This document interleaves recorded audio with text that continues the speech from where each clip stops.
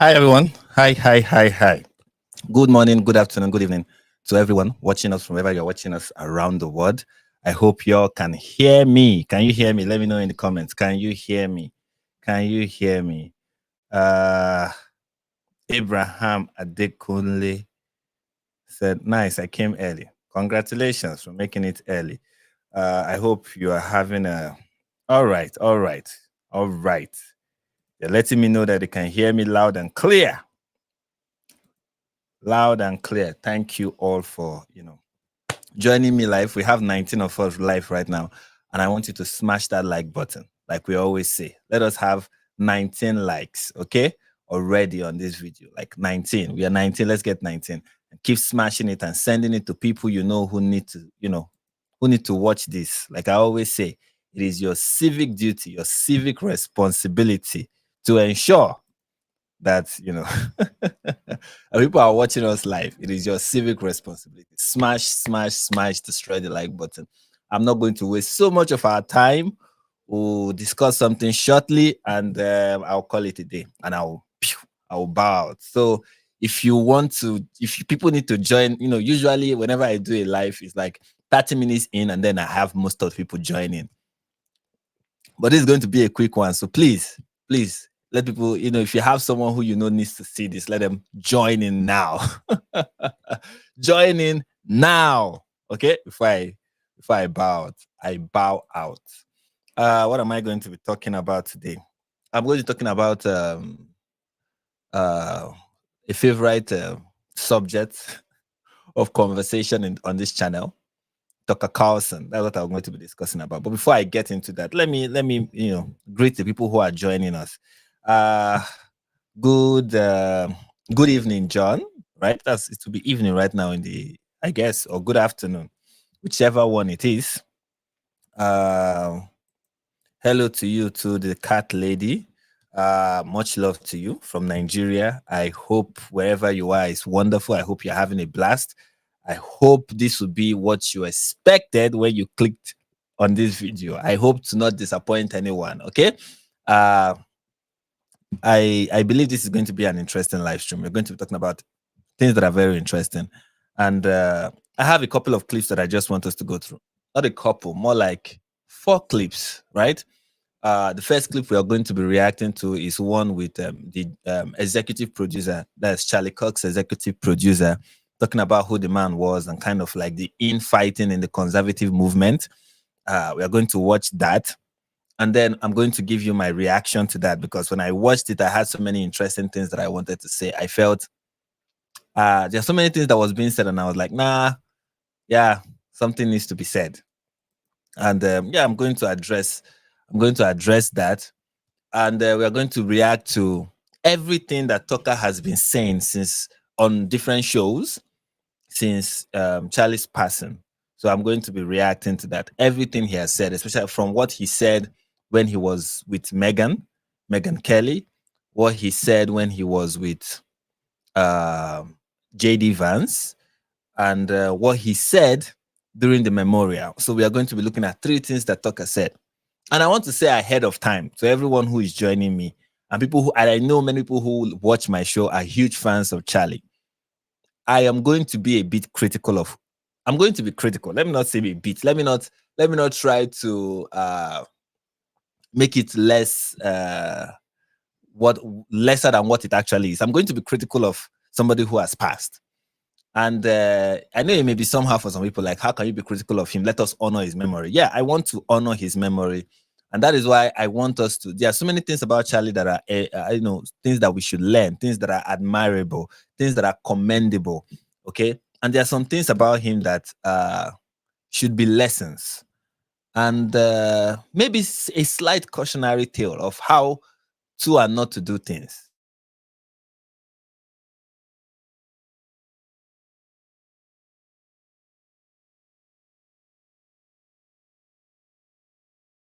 Touch.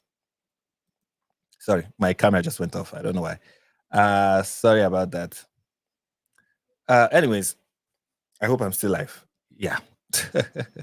I am still live. Anyways, yeah. So one of the things that I believe should be like a cautionary tale to us, and we should treat it as such, is Charlie's relationship with Tucker.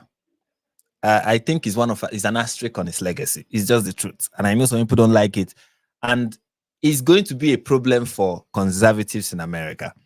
It is going to be a problem for Christians in America, because so many prominent Christian figures and so many prominent conservative figures are allowing themselves to be used. I believe that. I believe that many people are allowing themselves to be used by Tucker. Or maybe they think they are using Tucker, but perhaps they are using him. Whoever those people are, you should know that Tucker is also using you. It is at this point. Well, so some people, for me, it is clear. And so for some people like myself, they see it obviously for what it is. But so many other people are like Charlie. They like to extend grace, and it's a good thing to extend grace, to be charitable, to always assume the best. But I wrestle with asking myself, at what point do you go from being charitable to being to believing the best in somebody and expecting the best, and being like, okay, maybe that's not what they are saying, and maybe let us be charitable. Let us not be quick to judge. From at what point do you go from that to just being naive and blind to what is in front of you? It's like that man who is married and he wants to believe the best in his wife, but there are so many signs that the woman is cheating on him, and he's like, no, I'm going to believe the best in my wife. You get to ask your point. At what point do you realize, okay, you know what? There is a point where you have to believe the best in your spouse, and at what point you have to tell yourself, okay, the signs are there. It is obvious, okay. And I feel so many people in the conservative movement have to stop pretending like they don't see what is happening and try to give some charitable interpretation to what exactly Tucker is doing.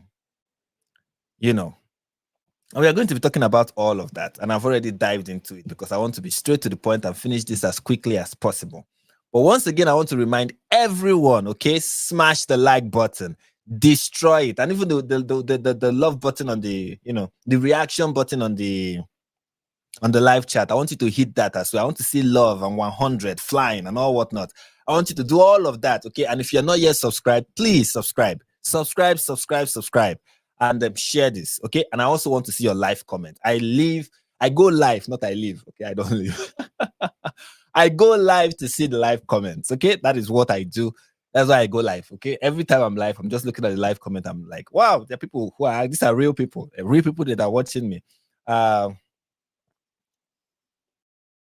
Olajide Adeoye saying good afternoon from Spokane, Washington. I hope I pronounced that correctly. And Olajide, thank you very much. It gives me joy when I see my Nigerian brothers watching me. I usually used to be like, I don't reach so many Nigerians, but I'm happy that I'm reaching them, especially the ones in diaspora. And even though I'm not one of them, because what I mean by one of them is like, it's not that I'm not Nigerian, it's just I'm not a Nigerian in diaspora. Okay. Anyways, I have regular shift saying John and Frank, greetings from Portugal. Greetings to you too from Nigeria. And the cat lady is letting me know that where's that? I thought she sent a message saying that she just deleted it. But she said in the message that has been retracted that she's a Nigerian. I'm an Israeli, rather. Not a Nigerian, an Israeli. Good afternoon, good morning, good evening, everyone. All right, let's okay, one more thing that I need to mention. Please head over to my if you want to support what I do, if you really enjoy what I do and you want to support it, head over to my Buy Me a Coffee page. It's buymeacoffee.com/NIG perspective. John is about to post it in the live chat. You see it, and please go and support me. Give me $100. Like I said, if you give me $100, I will love you for life. You have my love eternally. Okay, and you can also become a member, like for a whole year. You can pay 1 year worth of membership. Membership is $5 per month, and you can just do a whole year, do 2 years, do 5 years. Okay, and just support if you are led, if you want to. And I really appreciate that. I appreciate all the support. If you can't support, of course, just keep watching, hit the like button, share, do the usual YouTube thing. And I appreciate that. I 100% appreciate that.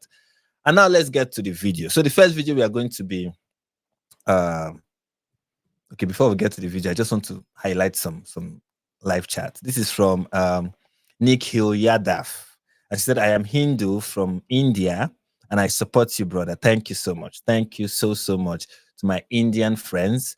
And the cat lady is back. He said, I'm Israeli. There are amazing Nigerian Christians here. Oh, that's good to know. That's good to know. I know that Nigerian Christians really love. I remember when my uncle, I have an uncle who is late, but when he was alive, he traveled to Israel and he went to Jerusalem and, he saw all, and he could not stop talking about it. Oh, I remember when he came back and he was like, you need to see the mount of this and the this of this and the temple this and oh my goodness, the dude was just talking about it endlessly.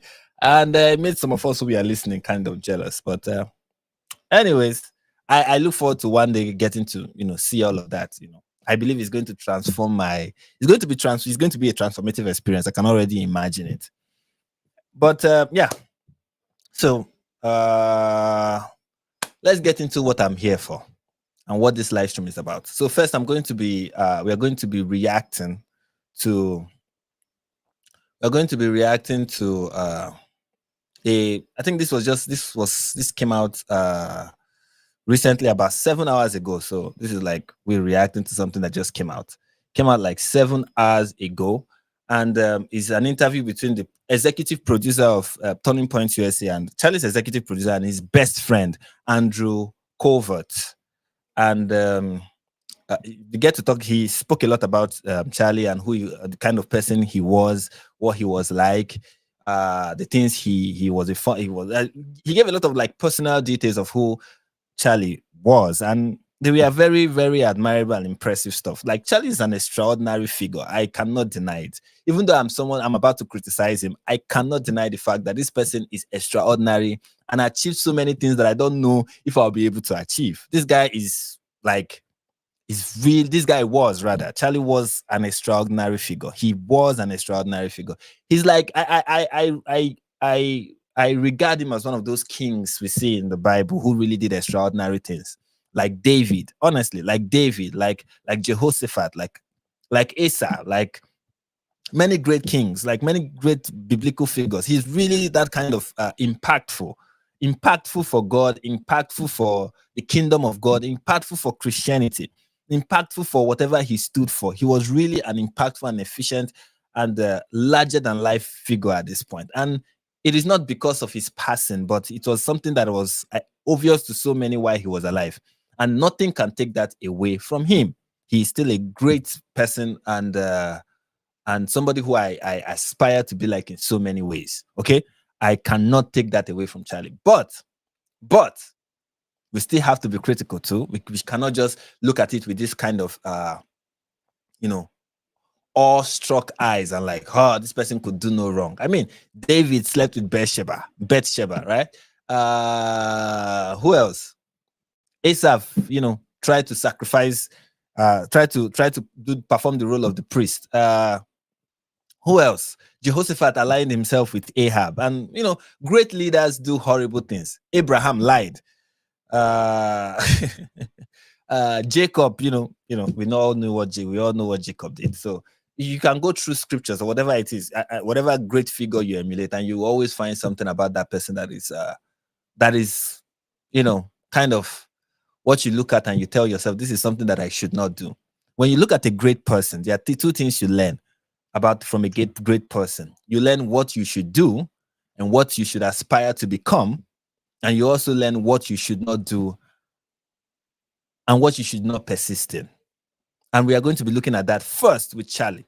And after that, we are going to be looking at Tucker Carlson and some of the things he has said and why I think Tucker Carlson is dangerous. Tucker Carlson, in my opinion, is more dangerous than Candace Owens. Candace Owens goes full retard. Like, it is. She's fully out of her mind. Okay? She's that kind of crazy person that it is obvious to everyone that she's crazy. And for a while, it's going to have its effect.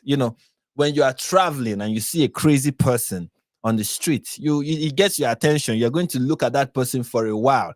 For a while, that person is going to, have a huge crowd of people surrounding them, watching them go crazy. It's going to have its effect for a while. But over time, the crowd is going to disperse and everybody's going to be like, okay, we are done with this clown show. And it's time to go home before we ourselves turn into mad people. Okay, so the effect of Candace Owens is going to wear out over time. People are going to outgrow her quickly. She's going to lose her notoriety as fast as she gained it.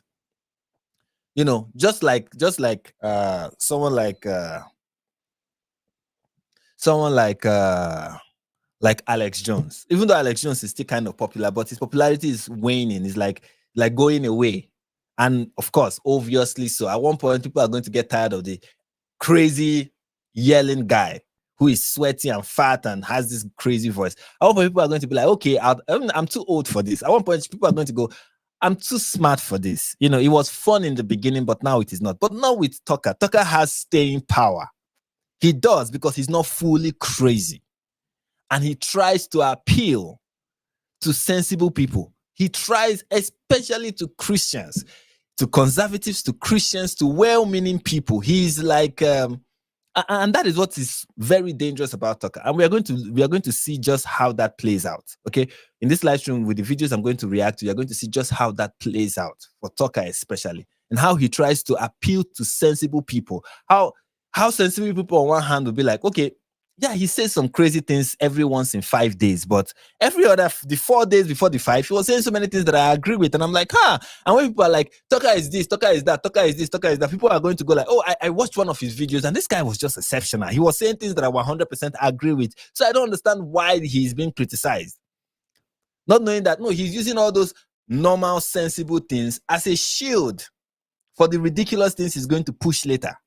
And a way to kind of attract sensible people and gradually lead them to an extreme position. And I believe strongly that that's what Tucker is trying to do. I believe strongly. It is obvious to me at this point that this is the kind of person that this man is. And I will not be surprised. Of course, I'm not somebody who will try to doubt someone's salvation. But the way he's moving makes me wonder. It really does make me wonder. Anyways, before we go into the video, I already have the video set up here. We're about to start playing it.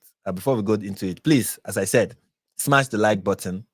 If you are not yet subscribed, please subscribe. Do all the YouTube things, get the message out there. Let everyone know that we are live and we are ready to rumble, and we have been rumbling. So like I said, also support the channel. buymeacoffee.com/NIG perspective. Once again, buymeacoffee.com/NIG perspective. You can support the channel there. You can also send me, super chats. I'm here. I've been accused of working for Mossad, and that's what I do. Work for Mossad. So encourage my work for Mossad by being my Mossad and sending me money. And I want to say Olajide Adeoye, thank you for the $5 super chat. She said, or he said, I don't even know which one. Olajide should be a man. I used to be a fan of Candace Owens, but I stopped being her fan after she was fired from the Daily Wire. I started noticing her crazy theories. Good for you. Very good for you. Now, I was never a fan of Candace Owens. Never. Not because I thought she was a crazy person, but because her style was not my style. So, and I was like, nah, I'm not watching this person. So I was never really a fan of hers. But yeah, good for you. Anyways, let's get to why we are here.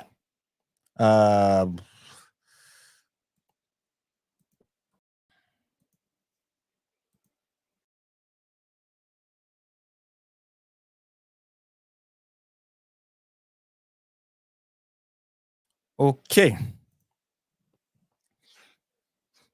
All right. So this is, like I said, Charlie's best friend. As you can see here, it's called His Best Friend, and his executive producer, and this is his name. And he's been asked here about, like you can see, conservative infighting about Israel. So this is what he's commenting on, and let's see what he had to say. A hard foreign policy. One of our last conversations, he brought that up. He said, Alex, I'm really worried. Like, this is really serious, isn't it? The infighting and the splitting of the movement. This is really a problem. And I said, yeah. But then, like, you know, I don't know, one of us got pulled away or whatever. We literally only said that. So I didn't get to hear more of his thoughts on that. But what was he telling you behind the scenes? It's interesting because there's been a lot of people who don't know what they're talking about saying a lot of things about this issue. And, you know, on the one hand, I love it because you've got the pro-Israel side claiming him and you've got the anti-Israel side claiming him now, which is a posthumous thing. But I think that's interesting. You got the Catholics claiming him and the evangelicals claiming him. And was he becoming Catholic? No, but he really loved all these things that you said are kind of interesting. Sorry, I would like to skip ahead because of course we've already heard about, and he's right. Yes, posthumously, the anti-Israel crowd was like, yeah, Charlie is one of us, which is kind of ridiculous, anyways. But let's move ahead a little bit.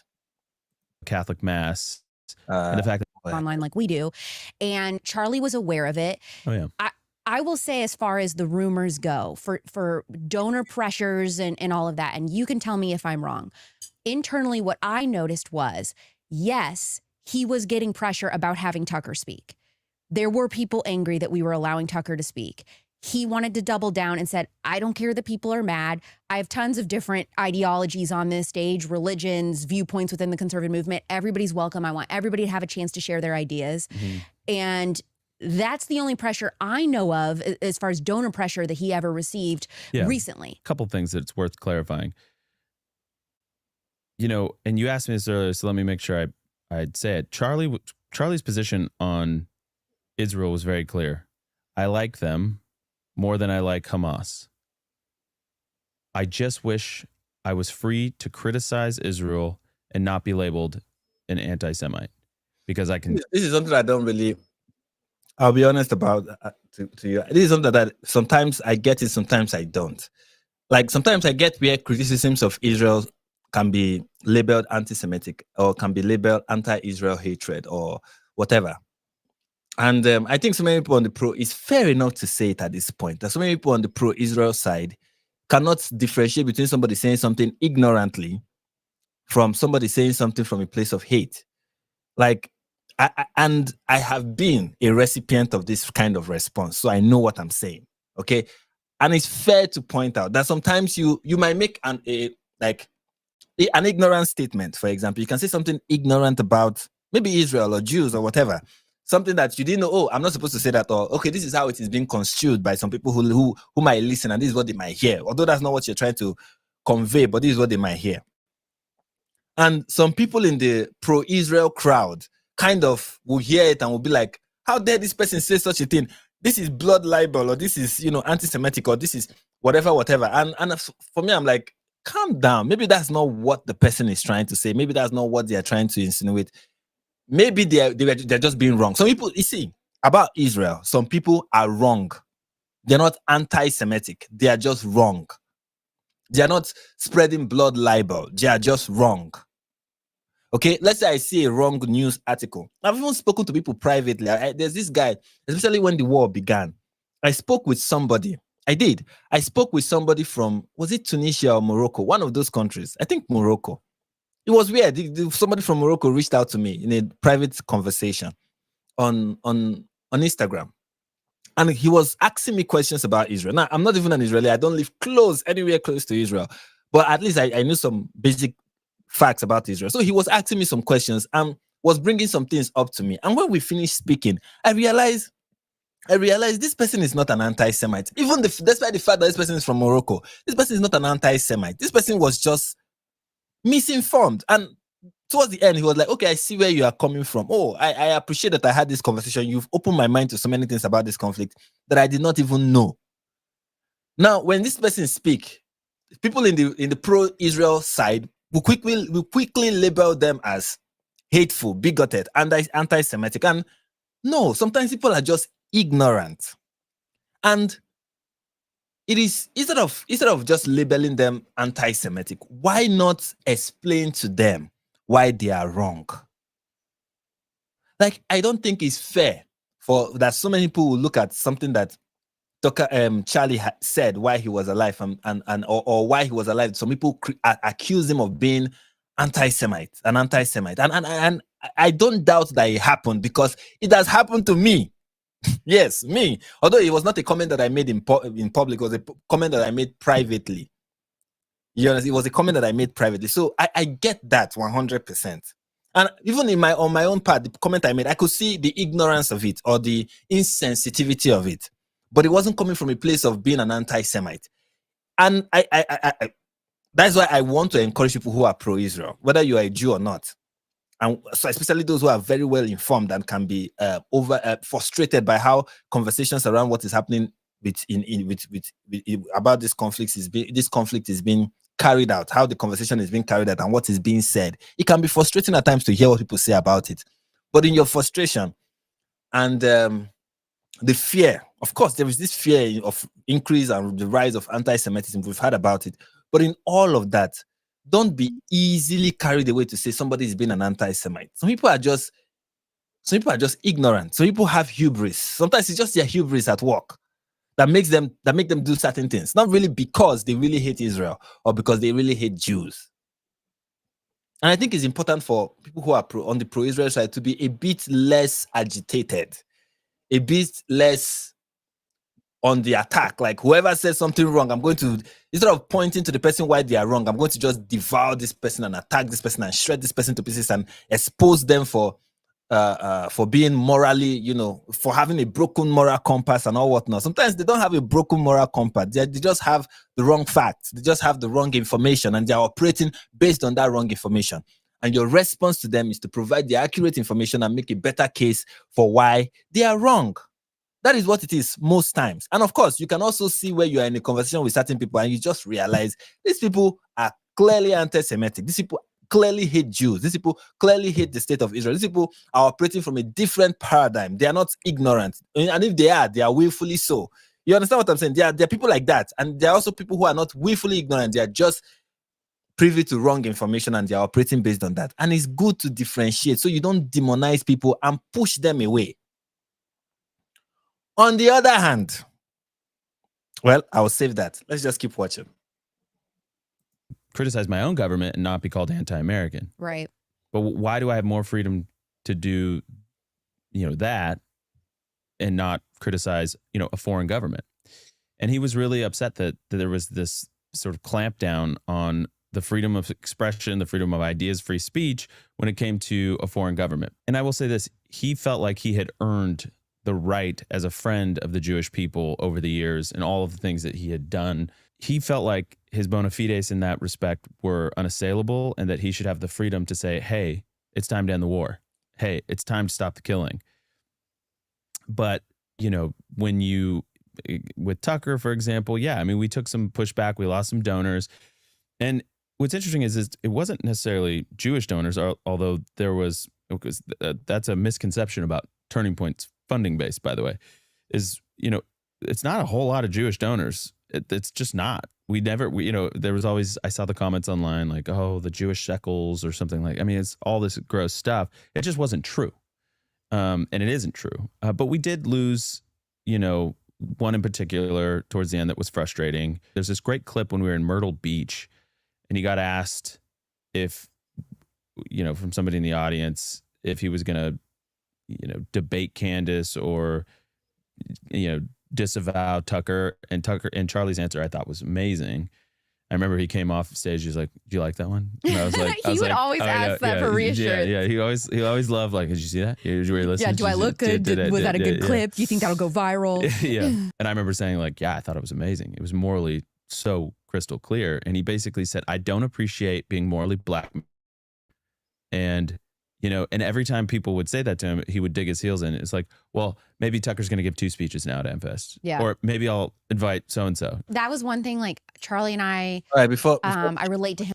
Before she finishes what she wants to say, this is the part where I want to criticize Charlie. But, before we get into that, a couple of things were being said. I can't even remember what I wanted to respond, what my response was supposed to be. A couple of things were said in this clip, which was one, I think it's good that this person is clearing the air about so many things. One is Turning Point USA don't have a lot of Jewish donors. I think it's good that this is out there so people don't think Israel was trying to control Turning Point USA and they don't accept foreign donors. They want to be funded by America. So if there was any turning down of any of this, and it wasn't because these people were trying to buy us, is because it's policy for us. We don't accept foreign donors. And I think it's important that is being clarified here. Another thing is receiving pressure from donors. I think I don't think there is any organization that accepts donors, that is like an NGO that receives donation from people that will not receive pressure from those donors, especially especially when those donors feel like you are not doing what they thought you are about, or you are supporting something that they don't think aligns with who they are. If I support, honestly, I will be honest with you. And I know so many people are not being honest in this moment. Okay, everybody is trying to pretend like we are all once a fan of Charlie and he could do no wrong and they would have supported him and they still support him. And everybody wants to do that right now. And people are not being honest. You can see it clearly.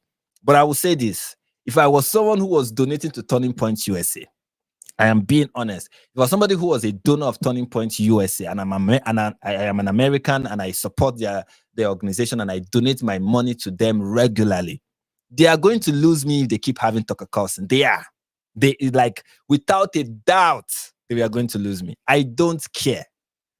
I will be honest with you. If they keep having Tucker, they are going to lose me.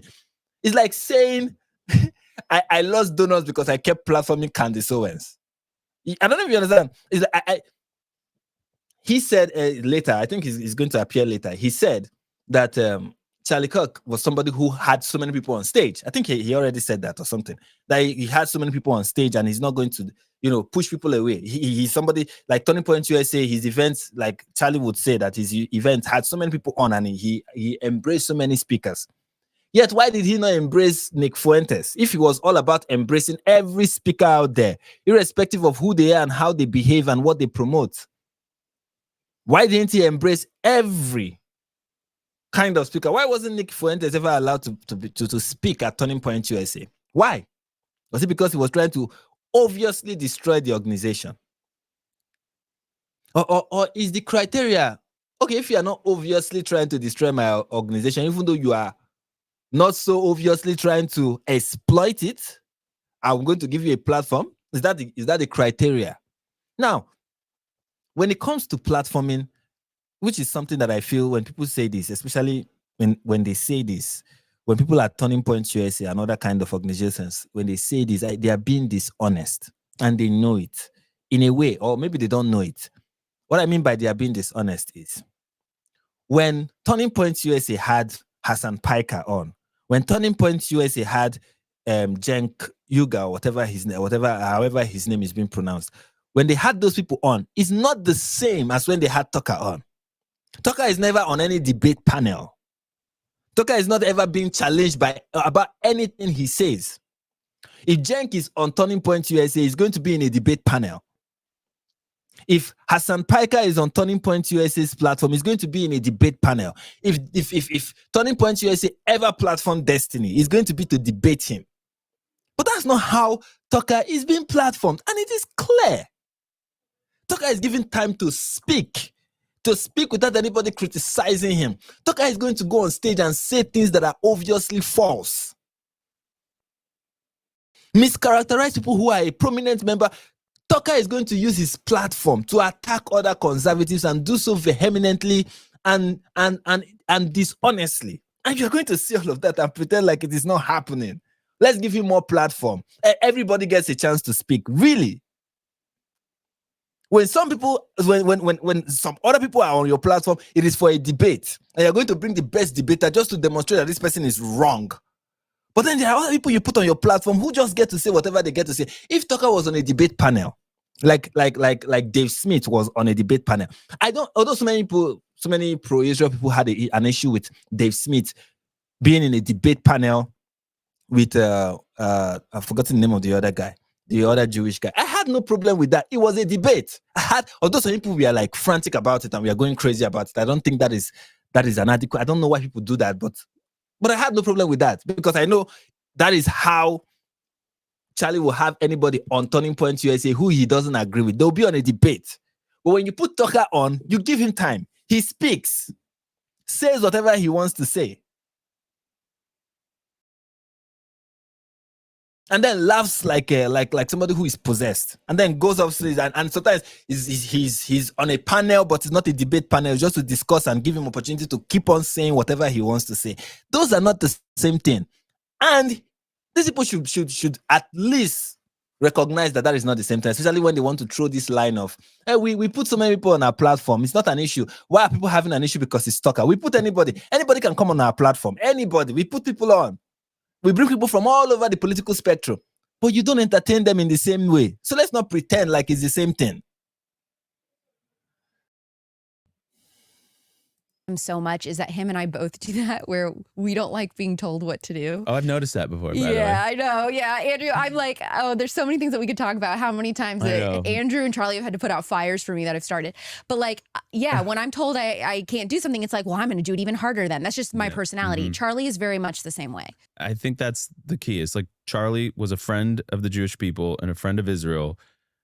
Did he have opinions about the prosecution of the war, he thought their PR was abysmal, thought they were doing more harm than good in many ways for their own cause. So all of those things were true. And he was upset that he couldn't express those things freely without all of this pressure coming down on the organization. But he has a lot of great Jewish friends and, and some people that maybe some not so good ones. Right. But I think it's just a nuanced thing. Was Charlie offered $150 million from Israel? As far as I know, no. I had never heard anything like that. Everyone I've asked has said the same thing. And by the way, just for what it's worth, it doesn't matter the amount that would have been coming down. We would have said no. And there's evidence that is true. Turning Point Charlie would not accept foreign money. Exactly. We only took American money. Yeah. There was money sent to us, like practically in multiple instances where they're trying to cram it down our bank account. And we said no. We canceled like money wires and things. No foreign money, and also no handouts from the government during the pandemic. 100%. He refused. All right, let's pause here. We'll watch the remaining part of the video, but there's some things I need to say here. I think it is important that we say them. This lady, the lady who I don't know what her name is, but I think she's a lovely person. I have nothing against her, but there's something that she said that I have so many things against. And it's one of the reasons why I brought this clip up, okay? In fact, it's the major reason why I thought it was important to share this clip in this live stream before we talk about Tucker Carlson. Why I brought this clip up and I brought this lady up is to mention that it is not a good thing. And I know so many people pretend like it is, but it is not a good thing that whenever you are criticized, your immediate response should be, I'm going to double down. I know conservatives do it now. It's not like when it comes to public social behavior, this is how you should behave. Whenever you are criticized, double down, never apologize, And of course, I get the never apologize part, but the doubling down part is something that sometimes that's not the right thing to do. When you are being, and I think what creates this is this, we've had this before, we've been criticized before. It's normal that people don't like what we are doing, so therefore we are right kind of behavior. Like, if the left don't like what you are doing, it means you must be doing something right. And I'm like, that's not always the case. Sometimes, believe it or not, the criticism that may come from even the left may be valid. And it's important that you consider it. It's not everything that you just toss aside as, there they go again. Or you double down. It is not and I think one of those days one of those live streams when we were reacting to some of the things Charlie said, he was talking with Megan, and he said that his personality type is the type that if people tell him something that is not what he's not supposed to do, he now wants to do it, and he wants to do it more. Like, if you think you are going to bully him or whatever, that he's going to double down. Now, fair enough. It's not good that you allow yourself to be bullied into a position. Yeah, right? You shouldn't allow people to bully you to hold a position. You shouldn't be bullied into whatever position you hold, privately or publicly. Fair enough. But you shouldn't hold a position because you are fighting bullies. That is not a good reason to hold a position. As much as it is not good to change your position because you are being bullied, okay? It is not also good to stick to your position because you are being bullied. I don't know if what I'm saying. It's like, bullying is not a reason to go left or to go right. You should go left or go right for good reasons. You should seek good reasons. And even your bullies may have a point. Like I've said earlier, it is not nice that every time somebody says something that kind of is not in support of what Israel is doing in this war, People, they are being labeled as anti-Semitic, and people get agitated, and people are like calling them out and accusing them of using names and what have you, loaded words to describe them. I think it is problematic. I think it is not helpful. Today, the word anti-Semitic has no meaning because of how often it has been tossed around, despite how many times it is legitimately been tossed around. But now it has been tossed around so much that it is now losing meaning. People don't care anymore to be referred to as anti-Semitic, right? As much as that is bad, it is not good that you dig your heels and say, I'm going to stay here. I die on this mountain, because people are telling you to get off, and they are saying it in a not so nice way. It is dumb. It is stupid to do that, to insist on something simply because people are saying you should not do it. Sometimes you should listen to people who are telling you not to do something. Sometimes it is important that you listen to them. And many people have had their lives destroyed. Seriously, of course, that's not the case for Charlie, but some people have had their lives destroyed because they did not listen to somebody who they are supposed to listen to. And why they did not listen to the person is because of how he said what he said. Hey, he shouldn't have said that to me like that. I mean, look at the Bible. Remember the story of Elijah and Naaman. I think his name is Naaman now. Who was the name of that general from Syria, a Syrian general who had leprosy? Okay, he came to the prophet, and he was expecting the prophet to greet him nicely and talk to him like he deserved, right? And no, the prophet just sent his servant and told him, tell him to go and wash in the Jordan. And he was angry. Why would you talk to me like that? How dare he speak to me like that? But thankfully he obeyed, and that was where his healing was coming from. If you choose to not listen to people because of how they speak to you, you might be missing something you should not miss. They might be saying something that is very important.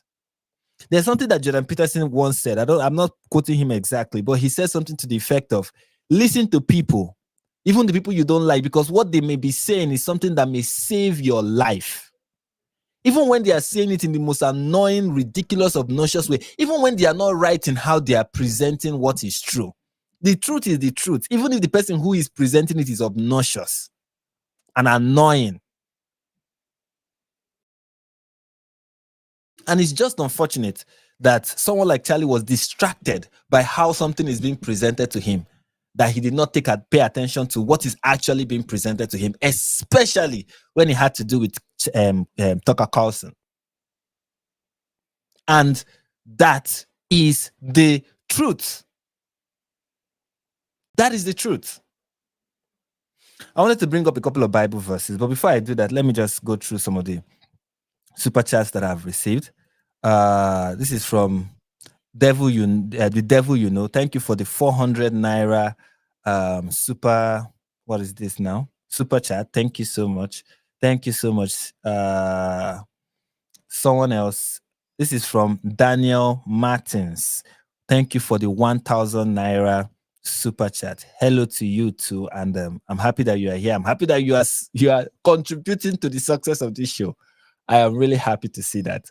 And yeah, keep going, guys. Keep sending me that money. Okay, what I'm saying is not it's not popular. It's not popular. It's not popular. Michael Wilson says, speaking of sense of humor, it is inappropriate to laugh at a memorial. Well, we'll get into that. We'll get into that. Trust me, we'll get into that part. Oh, thank you, Zeph's son. Video game controller hobby along unhappily with a broken arm. I don't know what that's supposed to mean. I don't know how it relates to what we are talking about, but thank you so much. Okay, you are describing, it is describing it is describing what you post. Thank you for the super chat. Sorry. Thank you for the super chat. There's how if the software cannot show the image, it uses words to describe it. And I was reading out the description, not knowing that no, it's actually an image. But thank you, Zevson. Thank you so much for that. I really appreciate the £5. Thank you so much. I really appreciate that. Thank you so much. And yeah, I said I was going to go through. Oh, look at that. Wow. People are on fire today. But before I get distracted, I'm going to be let me just keep this. I will know where the last place I this is okay. Olajide, thank you for the $5 super chat. She said I'll be listening on audio. Break is over. Oh, great, great, great. I can imagine.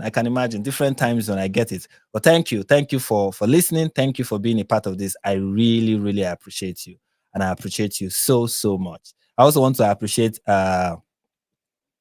I want to pronounce it like a Nigerian, Mary. Thank you for the super chat. Thank you so much. I really appreciate it. Anyway, so let's just keep that there before we proceed.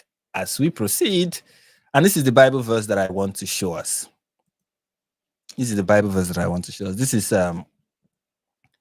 sorry, this is not the Bible verse I want to show us. This is not the Bible verse I want to show us. It is this one. It is this one that I want to show us, and this is this has to do with let me just. This is Second Chronicles chapter 15. Second Chronicles chapter 15 to 18. Okay, and you're going to see the wisdom in this scripture. When you see it, you understand why. Yeah. What did I just do? You see it, you're going to understand why I decided I want to share this and why I think it is important for the conversation we are having right now. So Second Chronicles chapter 15 to 18. I will not read all of it. Okay, I'm just going to summarize some parts. So Second Chronicles chapter 15 talks about Asa, King Asa. Is the king, is one of the kings of Judah. This is the king that okay, so you have Saul. Saul is the first king of Israel, and then you have David. David is the second king of Israel, and then you have Rehoboam, that is the son of, then you have Solomon. Solomon is the third king of Israel. And then the kingdom was divided under his son Rehoboam. And then Rehoboam became the fourth king of Judah, so to speak, the fourth king reigning in Judah. And Rehoboam was a bad king, wasn't a good king. And then we have Asa. Asa is the son of Rehoboam. And one of the wonderful things that Asa did is that he destroyed all the idols in Israel, like in Judah rather, not in Israel, because he was not king of Israel, he was king of Judah. And he destroyed all the idols. This is what Second Chronicles chapter 15 is talking about, how he destroyed all the idols and how he institutes like worshiping of the Lord, how he sacrificed to the Lord, how he was a good king who pursued righteousness. Okay? But here is the mistake he made. The mistake he made is in First Kings. This is First Kings, rather. This is the book of First Kings chapter 15 and verse 16 to 22. This is where he made a very big mistake, an error in judgment. So what happened? One thing you need to know about King Asa is that he of course, like every other king in Israel, most kings in Israel except for Solomon, he fought major, like every king in Israel had like this deciding moment in their reign where they face a very serious opposition. And for King Asa, it was when he faced the Ethiopians, the Syrians, like many kings came together to fight Israel. And it was a very huge moment for King Asa. And he consulted with the Lord, and God fought with him, and he was victorious in that battle.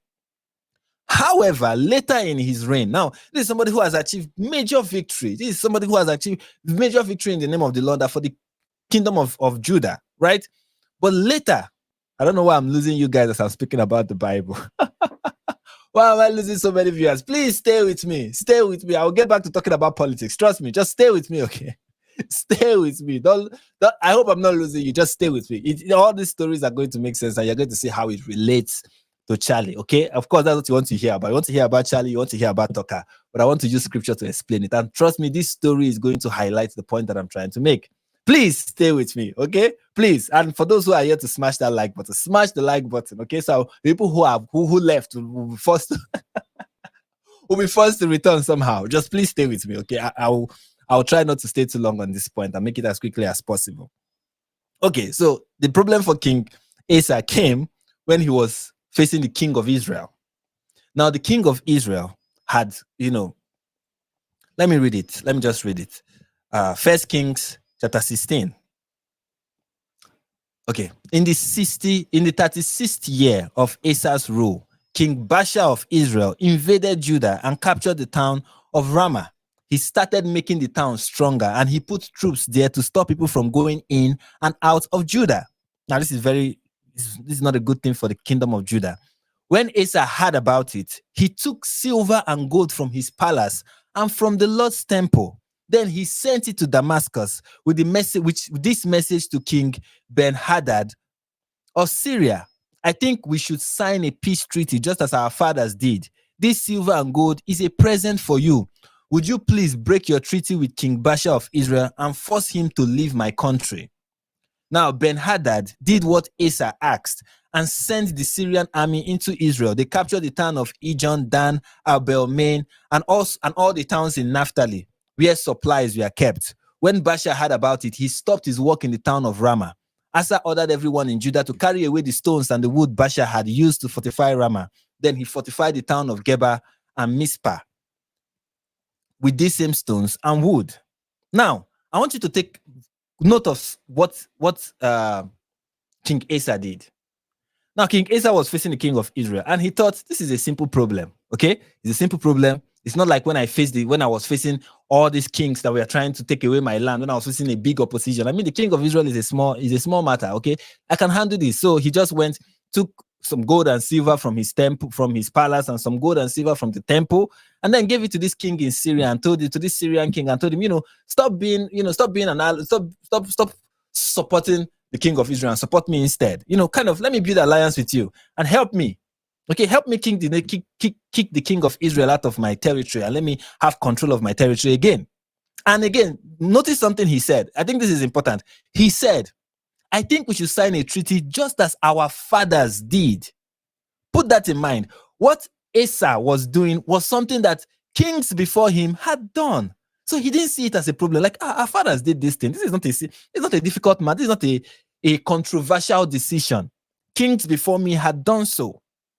So objectively speaking, sometimes you need to put yourself in the minds of some of these people, some of these characters in the Bible, so that you can understand their position. Objectively speaking, there don't seem to be anything wrong with what King Asa had done. It was a small matter, it was easy to resolve, and he resolved it in a way that other kings before him had done. He was doing nothing extraordinary. Okay? He was doing nothing extraordinary. Or at least that's what he thought. I mean, I'm doing something that every other king has done. So he didn't think there was anything out of the ordinary with regards to what he had just done. Right? But then God sent a prophet to warn him. The prophet's name is Hanani. And he came to Asa and he warned him. And this is the warning he said. You depended on the king of Syria instead of depending on the Lord your God. And so you will never defeat the Syrian army. Remember how powerful the Ethiopians and Libyan army was with all their chariots and cavalry troops. You trusted the Lord to help you then, and you defeated them. Then he said, the Lord is constantly watching everyone, and he gives strength to those who faithfully obey him. But you have done a foolish thing, and your kingdom will never be at peace again. Now, a prophet was telling him, look at this horrible thing you just did. God is not happy with you, that instead of you seeking his face, you went and gave gold and silver to the king of Syria, and you formed an alliance with the king of Syria. Now, I can imagine myself as King Asa. I mean, I can put myself in his position. I can see how angry he was with that prophet, because he was angry with the prophet. And as you can see in verse 10, he said, and Asa had this. He was so angry that he put Hanani in prison. So when the prophet came, he was angry with what the prophet said, and he decided to put the prophet in prison. Now you might be like, oh, why is he doing that? You need to put yourself in Asa's shoe. Asa believed that he did not do anything wrong. I mean, what is the wrong thing that I have done here? And why is this prophet being so harsh with me? Why is God saying these harsh things to me? I mean, have I not been a faithful king? I mean, I destroyed all the Asherah pole. I removed idolatry from Israel. I was a good king. I did the right things. I did everything God wanted me to do. Just this one time that I decided to align myself with the king of Syria. And it wasn't really a big deal. Just this one time, and God is angry with me. Who is this prophet, Seth? When did you start prophesying, for Christ's sake? Come on, get out of here. You know what? I'm going to double down. Damn all of you.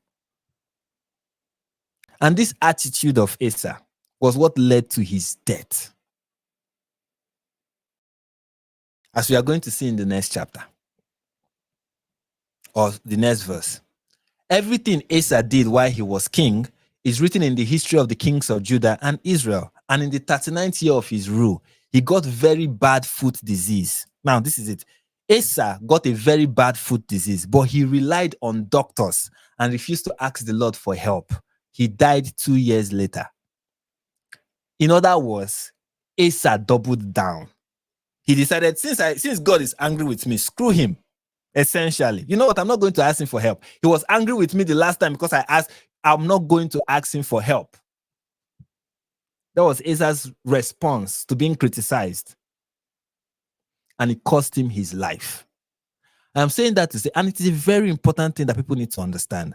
I get it that sometimes things that you are truthful or things, criticisms, especially for those in public commentary business and all whatnot, you see nothing wrong in what you are doing, but the person who is talking to you is making a good point and you ignore it because you are like, who is this person and why are they talking to me?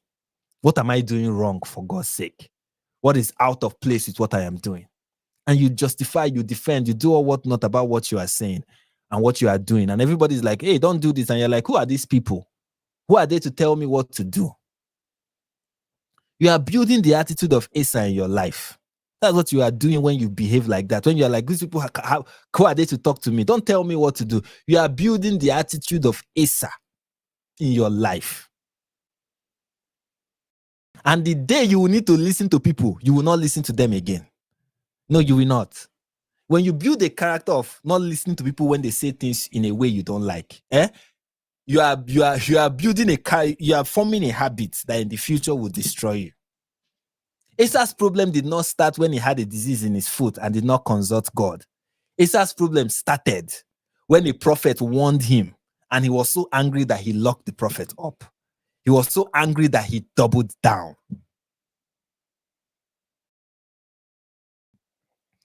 Another example that I have given so many times about this, and especially this one applies to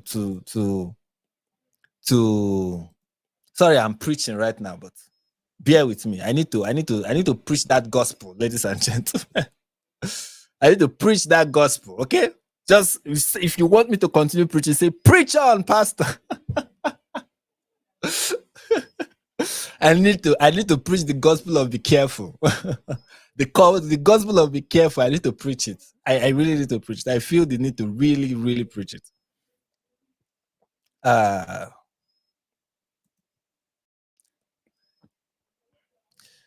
Sorry, I want to go back and back and back and back and back and back. This story starts from for us. It starts with in 2 Chronicles chapter 17. Now, this is not the story of Asa, but it's the story of Asa's son, the person who succeeded him. It kind of at this point the problem is now running in the family. I think the stubbornness was beginning. At this point, the stubbornness is now just running in the family because this is the son of Asa, Jehoshaphat, another person that does not listen. And again, just like Asa, Jehoshaphat was a good king. He was a very good God. I feel that in the heart of God, God really, really loved Jehoshaphat. Really, really loved him. He was a good king. I mean, look at some of the things he did. Jehoshaphat instituted like a teaching program in Israel where you have various priests in various towns in Israel teaching people the law so that people will not forget the law of God and then deviate from it. Like this man really wanted to institute righteousness in the land of Israel. He wanted everyone to obey the law, and he had teachers in every town teaching people about the law so that they will not forget it. Because one of the things that lead the children of Israel to idolatry is that they often forget what the law of the Lord was even talking about. So they don't even know when they've slipped and they've gone astray. So a prophet had to come to remind them, oh, this is not what your agreement with God was. So this person, Jehoshaphat, wanted righteousness to be instituted, to become like part of the consciousness of people, very like entrenched in the consciousness of people. So he had teachers in every town in Israel teaching people about God's law. And of course, he had one of he was very successful military wise. He was really a prosperous, good leader. But here's the problem of Jehoshaphat. And I know I've said this in a different live stream, but I want to elaborate and make it clear. Jehoshaphat's problem is that he aligned himself with Ahab. Ahab is the husband of Jezebel. I know Jezebel is a popular character. Jehoshaphat, Asa, people don't know. Jezebel, people know. Okay, the husband of Jezebel is Ahab. And Jehoshaphat allied himself with Ahab. And they went to battle. And in that battle they went to, I don't want to read all of this because you can read the whole chapter. You know, Jehoshaphat was killed in that battle. And one of the interesting things about Jehoshaphat not Jehoshaphat, Ahab was killed in the battle. Jehoshaphat was not killed in that battle. Ahab was. One of the interesting things about that battle and about that alliance is that in that alliance, it was clear to Jehoshaphat that Ahab was somebody who did not fear God. Ahab was somebody who does not regard the prophets of God. Ahab was somebody who was an ungodly king. Jehoshaphat knew, and Jehoshaphat allied himself with Ahab. Why? Because he saw Ahab as a brother. When they went to anyway, but you can go and read like, you know, the book of 2 Chronicles, chapter 17, chapter 18, and all whatnot. And you can see towards the end of chapter 18, rather, towards the end of chapter 18, it was clear that Ahab died in that battle. Now, when Jehoshaphat came back from that battle, Jehu, the son of Hanani or Hanina, I don't know how his name is pronounced now, Hanani's son Jehu, who is also a prophet, met Jehoshaphat. And this is what he said to him. Should you be helping those who are wicked? Yes or no? Should you love those who hate the Lord? Wrath is headed your way directly from the Lord because of this. Nevertheless, a few good things have been found in you, in that you have removed the Asheroth from the land, and you have disciplined yourself to seek God. Did Jehoshaphat listen? No. Jehoshaphat did not listen. How did I know Jehoshaphat did not listen? If you continue reading and you go to chapter 20, not chapter 20 now. I think it's in chapter 21. No, not chapter 21. I think it's in chapter 20.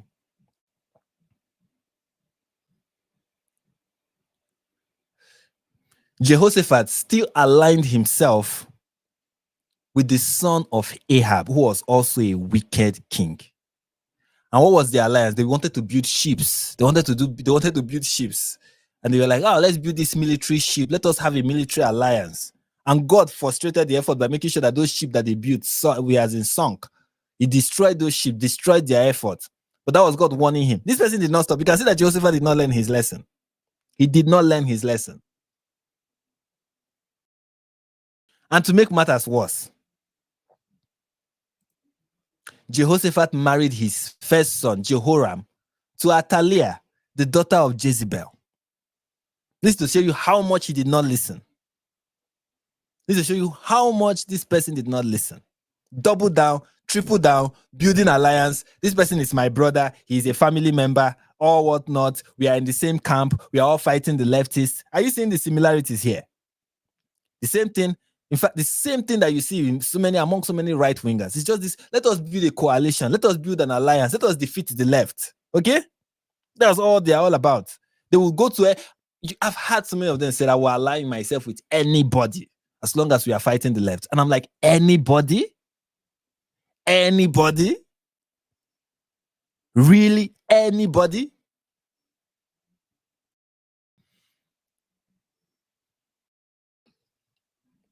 Now, when Jehoshaphat passed away, his son, Jehoram, whose wife is now Athaliah, took over. And his son was an evil king. Wasn't a good king. I mean, how would he be a good king when he's married to Athaliah, the daughter of Jezebel? And then he died, and his son took over. The name of his son is Ahaziah. Ahaziah took over, and Ahaziah died in battle. Now, when that news came, Athaliah's mother, Ahaziah's mother, Athaliah, let me read it. As soon as Ahaziah's mother, Athaliah, learned that her son had died, she set out to destroy the entire royal family of Judah. However, the king's daughter, Jehoshaphat, took Ahaziah's son Joash away from the king's children who were about to be assassinated and hid him and his nurse in a bedroom. That's how King Jehoram's daughter, Jehoshaphat, who was also the priest, Jehoiada's wife and Ahaziah's sister, hid him from Athaliah. As a result, she was not able to kill him. Jehoash remained with them for 6 years, hidden in God's temple, while Athaliah reigned over the land. Now, one thing that is not being said here, but it's being said, it's being said in the negative, is that Athaliah killed every heir to the throne, except for one person who was hidden. He killed every heir to the throne, except for she wanted to destroy the royal family of Judah. Why? Why is this happening in Judah?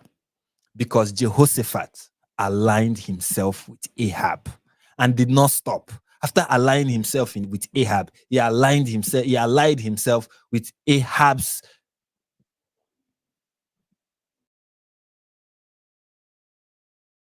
So give me a second. After aligning himself with Ahab, he aligned himself with Ahab's son, who was also wicked. He kept aligning himself with people who are evil because they are brothers. Because they are on the same team. They are all Israelites at the end of the day. They are all children of Abraham. Come on. But he didn't know he was setting up that like this would be the consequence. And that is why I think this coalition building thing, this let us build an alliance thing, let us bring people together thing, as noble as it sounds, and it is indeed a noble thing to do, to bring people together. But the people you are bringing together should not be demons. Okay? Don't go and bring demons together and say, we are building a strong coalition. Don't bring that somebody is right-wing does not mean they are not demon-possessed. That somebody is right-wing does not mean, this person is not these are nice people. Because they oppose gender reassignment surgery. Therefore, they're good people. It doesn't work like that. It doesn't work like that. All right, so I want to acknowledge regular shifts again. Wow, okay. Is this, I don't know, you see the E is kind of confusing. I don't know which one is euro and which one is pounds, but whatever it is, thank you. Is it from Portugal, from Portuguese guy? I hope that is not okay, from Portuguese guy, from the Portuguese guy, I guess. Thank you for the super chat. And guys, thank you for listening to my Bible study. I know, listening to somebody give Bible study can be boring, but thank you for just listening to that. Oh, it's euros. Thank you, John. Thank you, John, for making me know that those are you. That's the euro sign. It's hard to tell the difference for me. It's hard to tell the difference between euro and pounds. The E is just kind of which is it. I always have that. I always have that confusion. I always confuse both of them. Anyways. Thank you for listening to that Bible study, and I hope you learned something from that. If that's all your takeaway from what I just explained, it is important, and I think this needs to be repeated again and again. It should be a warning to those who want to build coalitions, political coalitions. You want to make alliances, political alliances, again and again. Somebody is a ticking time bomb, but he's owning the lips. You bring him to your side. A bulldog, after you finish attacking the stranger, will eat your child, though. It will eat your child. Go and ask other people. It has eaten their children, swallow them whole. See what Candace Owens did to the Daily Wire. If there is any lesson worth learning, if maybe ancient stories does not help, maybe something modern can. Anyways, let's see Tucker, the great Tucker Carlson. Let's see some of the things he has been saying since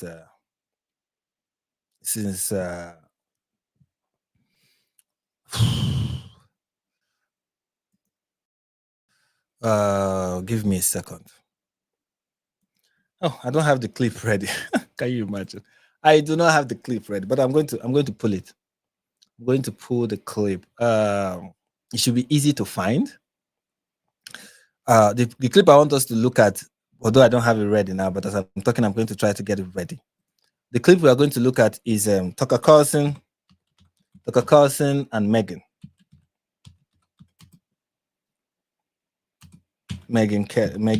Kelly.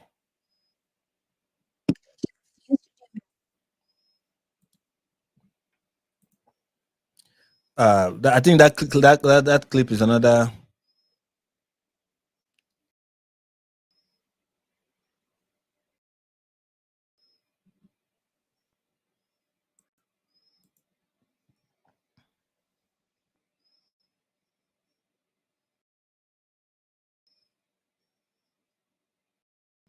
Another one that I think is important for us to look at. I hope I have the right clip here. I hope this is it. Just give me a second. Let me be sure that I have the right clip, so I don't start playing and I'm playing the wrong clip. Don't worry, this is going to be. I hope the audio is not.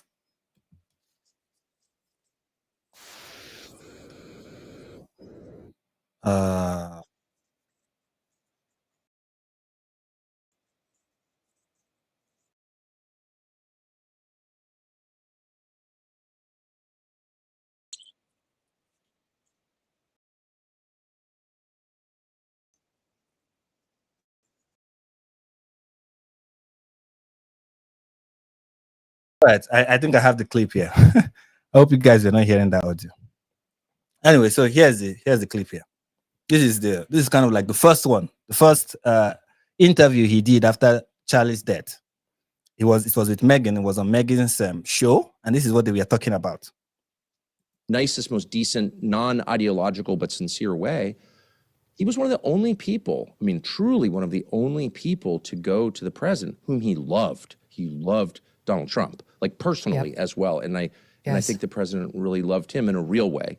But he was one of the only people to go to the Oval Office and say, sir, I totally understand and think Iran's really bad, but a war with Iran is not, you know, is something that could really hurt our country. I mean, boy, that was an unpopular position. It's brave. Did he need to express it? Oh, of course. And he did it again. He didn't have some weird agenda. He wasn't mad at anybody. He was for. Let me not pause too much. His country, and he was for doing the right and wise and difficult thing. And he said that. He went to the Oval Office to say that. He took massive, massive abuse from his own donors, which is also something that you don't see people. And he loved his donors. It wasn't a hostile thing, but they had a different. There's so many things Tucker is saying here that are kind of interesting. See, this is why I titled this video, What is Tucker saying? When you listen to Tucker, you'll be like, he's not saying anything bad. And then you listen to him again. You listen, there's always that thing that is not being said, or that thing that you think was being said is not actually what is being said. And you're like, wait. Maybe I didn't hear correctly. Say that again. You know, there's something Tucker says. Tucker uses certain words that if you don't pay attention, you are missing what is being said and what people are picking up. Trust me, people are picking it up. You may not be one of those picking. Maybe you might be an idle listener, somebody who is not really paying attention. But if you really pay attention to what Tucker is saying, you ask yourself, wait, what is he trying to say? He said Charlie was opposed to a war with Iran. And he was one of the few people. No, that was not the word. That's not the phrasing he used. In fact, let us hear it again, just so that you see that I'm not misquoting him. Just listen to him carefully. And he was for doing the right and wise and difficult thing. And he said that. He went to the Oval Office to say that. He took massive, popular position. It's brave. But he was one of the only people to go to the Oval Office and say, sir, I totally understand and think Iran. Yeah, he just said it. He said Charlie was one of the only people to go to the Oval Office and say that there should not be, that the US should not engage in a war with Iran. That is a loaded statement. What does that mean? Now, one interpretation is every other person wanted the US to get into a war with Iran. And Charlie was the only person who had access to the administration that didn't want a war with Iran. Now, the word a war with Iran is loaded. What do you mean by a war with Iran? Do you mean Charlie was not in support of dropping those bombs at those nuclear sites? Is that what this is about? Or are you saying that he didn't want foot on the ground, a regime change war in Iran? Is that what you are saying?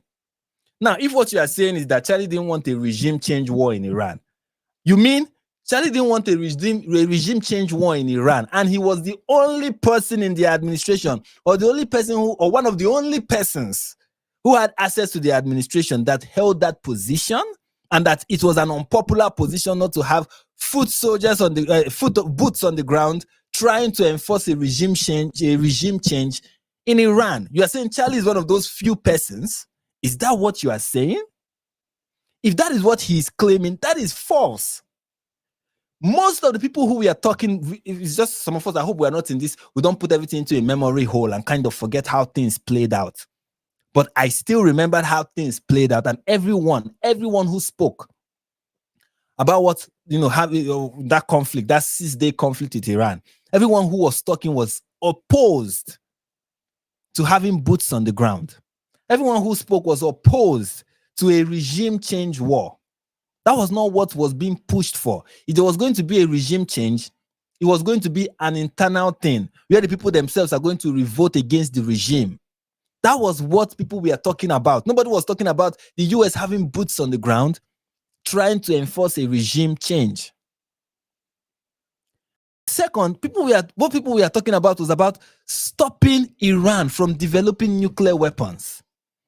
And, what kind of strike and what kind of action would that entail? People did not know, but nobody wanted a forever war in the Middle East that's going to result in the US having boots on the ground. Nobody wanted that. It was obvious. Everybody who spoke about it said that. And you are telling me that Charlie was the only person who didn't want boots on the ground? Is that what you are saying? Now, on the other hand, you might say, okay, but that's not what he's saying. What he's saying is that Charlie didn't support. Charlie was one of the only persons who didn't support the decision to drop bombs at those nuclear sites. First of all, that is a terrible position. That is not a good position to hold. But fair enough, you can hold that. I will not say it's a terrible position. Let's just say it's a bad position to hold. But you're going to see later, much later on in another clip that we are going to look at, you're going to see that that's not Charlie's position. That was not Charlie's position. Or at least that was not his later position. And you are saying, this is Tucker's position, this is Tucker's claim. His claim is that was why Charlie was receiving pressure from his donors. But as we've seen from the other interview with the executive producer, Charlie was receiving pressure from his donors because he was platforming Tucker, not because of the position he held with regard to the war in Iran. Do you see the subtle lies and confusion? And what is he saying that Tucker does? And how he just sneaks in. This can be obvious, can be all in your face, telling you just blatant lies. But Tucker is sleazy. He's slimy. He's like a snake. He's just sneaking through. Just going, very sleazy human being. You see how he just sneaked it in. You don't even know what he's trying to say. But somebody will misunderstand it. And that at this point, I feel that misunderstanding is what he wants to communicate. That confusion is what he wants to communicate. Do you see how this person... Now, he said it was an unpopular position that Charlie held. Later on in this conversation, he is going to say that supporting Israel was becoming unpopular. So, which is it? Not supporting Israel was becoming popular, but not supporting a war against Iran was also not popular. How?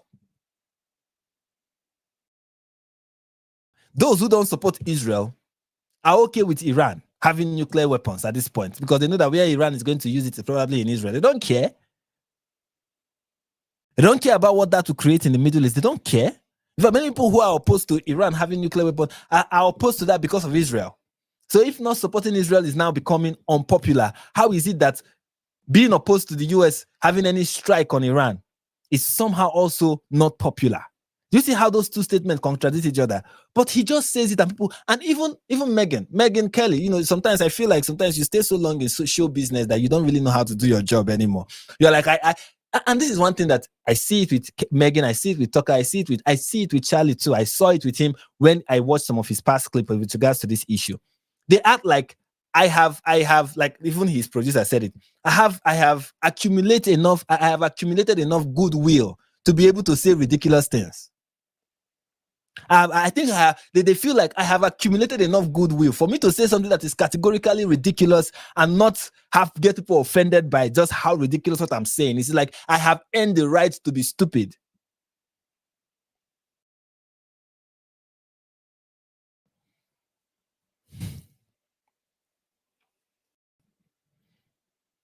Iran's really bad, but a war with Iran is not, is something that could really hurt our country. I mean, boy, that was an unpopular position. He didn't need to express it. Oh, of course. And he did it again. He didn't have some weird agenda. He wasn't mad at anybody. He was for his country, and he was for doing the right and wise and difficult thing. And he said that. He went to the Oval Office to say that. He took massive abuse from his own donors, which is also something that you don't see people. And he loved his donors. It wasn't a hostile thing, but they had a different view. A lot of them, not all, but a lot. And they expressed it to him in a very intense way. I know because he showed me. And he said, look, I understand your perspective. And you see how he's making it look like the reason why the donors had issue with Tucker was with Charlie rather was because of his position on the war with Iran. When in reality, the reason why the donors had issue with Charlie was because of his platforming of Tucker. That's kind of the point. That's kind of what everyone who has been speaking about any person, people who were close to Charlie, every other person who was close to this is what they've been saying. It was because he was platforming Tucker. That's kind of the problem. It was because he was platforming Tucker. Even those like that's kind of like what I've had repeatedly. Nobody I've seen ever said that the reason why Charlie was receiving pressure from donors was because he was opposed to the strike on Iran. And this is where it is. This is another reason why this is important. I'm just going to show you guys shortly. I'm going to show you that shortly.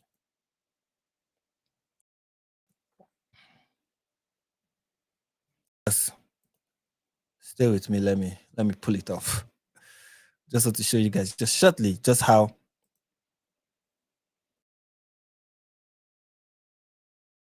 important this is.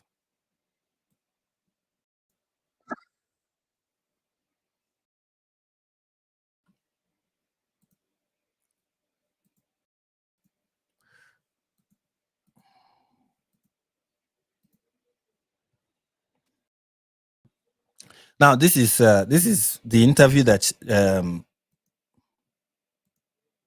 this is the interview that Tucker had with JD Vance much later after the death of Charlie. This is the conversation that we are having, and listen to what JD Vance said. I don't know if this is the right timestamp, but let's listen. One of the big divides on the American right now, and the thing that Charlie seemed to understand intuitively is that the coalition that made Donald Trump the President of the United States and J.D. Vance the Vice President of the United States, it included Tucker Carlson, but also Ben Shapiro. It included people who did disagree vociferously, but agreed on 70 or 80% of issues. And fundamentally, the question Charlie would ask is, if you're a good faith person and you're trying to do right, then you are part of the Big Ten. And I think that's. I also think if that was the criteria, if you're a good faith person, that is not a phrase. Sorry, but that is not a phrase that I will use to describe Tucker. That is not a phrase that I will use to describe that guy. Good faith. That's not a phrase that describes Tucker. And the reason why I think Charlie did not see that or could not see it is because of how close he was with Tucker. There are times why you cannot see the horrible nature of somebody is because you are close to them. People used to be like, I'm close to him, I know him. No, sometimes you being close to somebody is the reason why you don't know them. Something that we have to try to model together because Charlie's no longer around to do it for us. And one way in particular, I was very touched by this. I actually texted Mark about this because you very generously have put out some donations. Let's skip this part and then go to somewhere.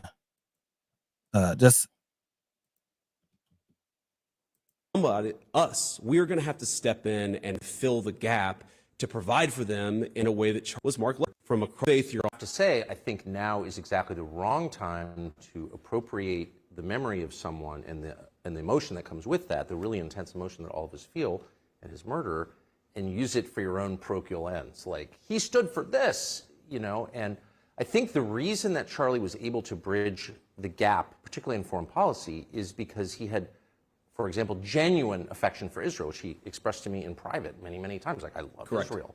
I don't think we should have another forever war, regime change war against Iran. And now, do you see that his statement has changed?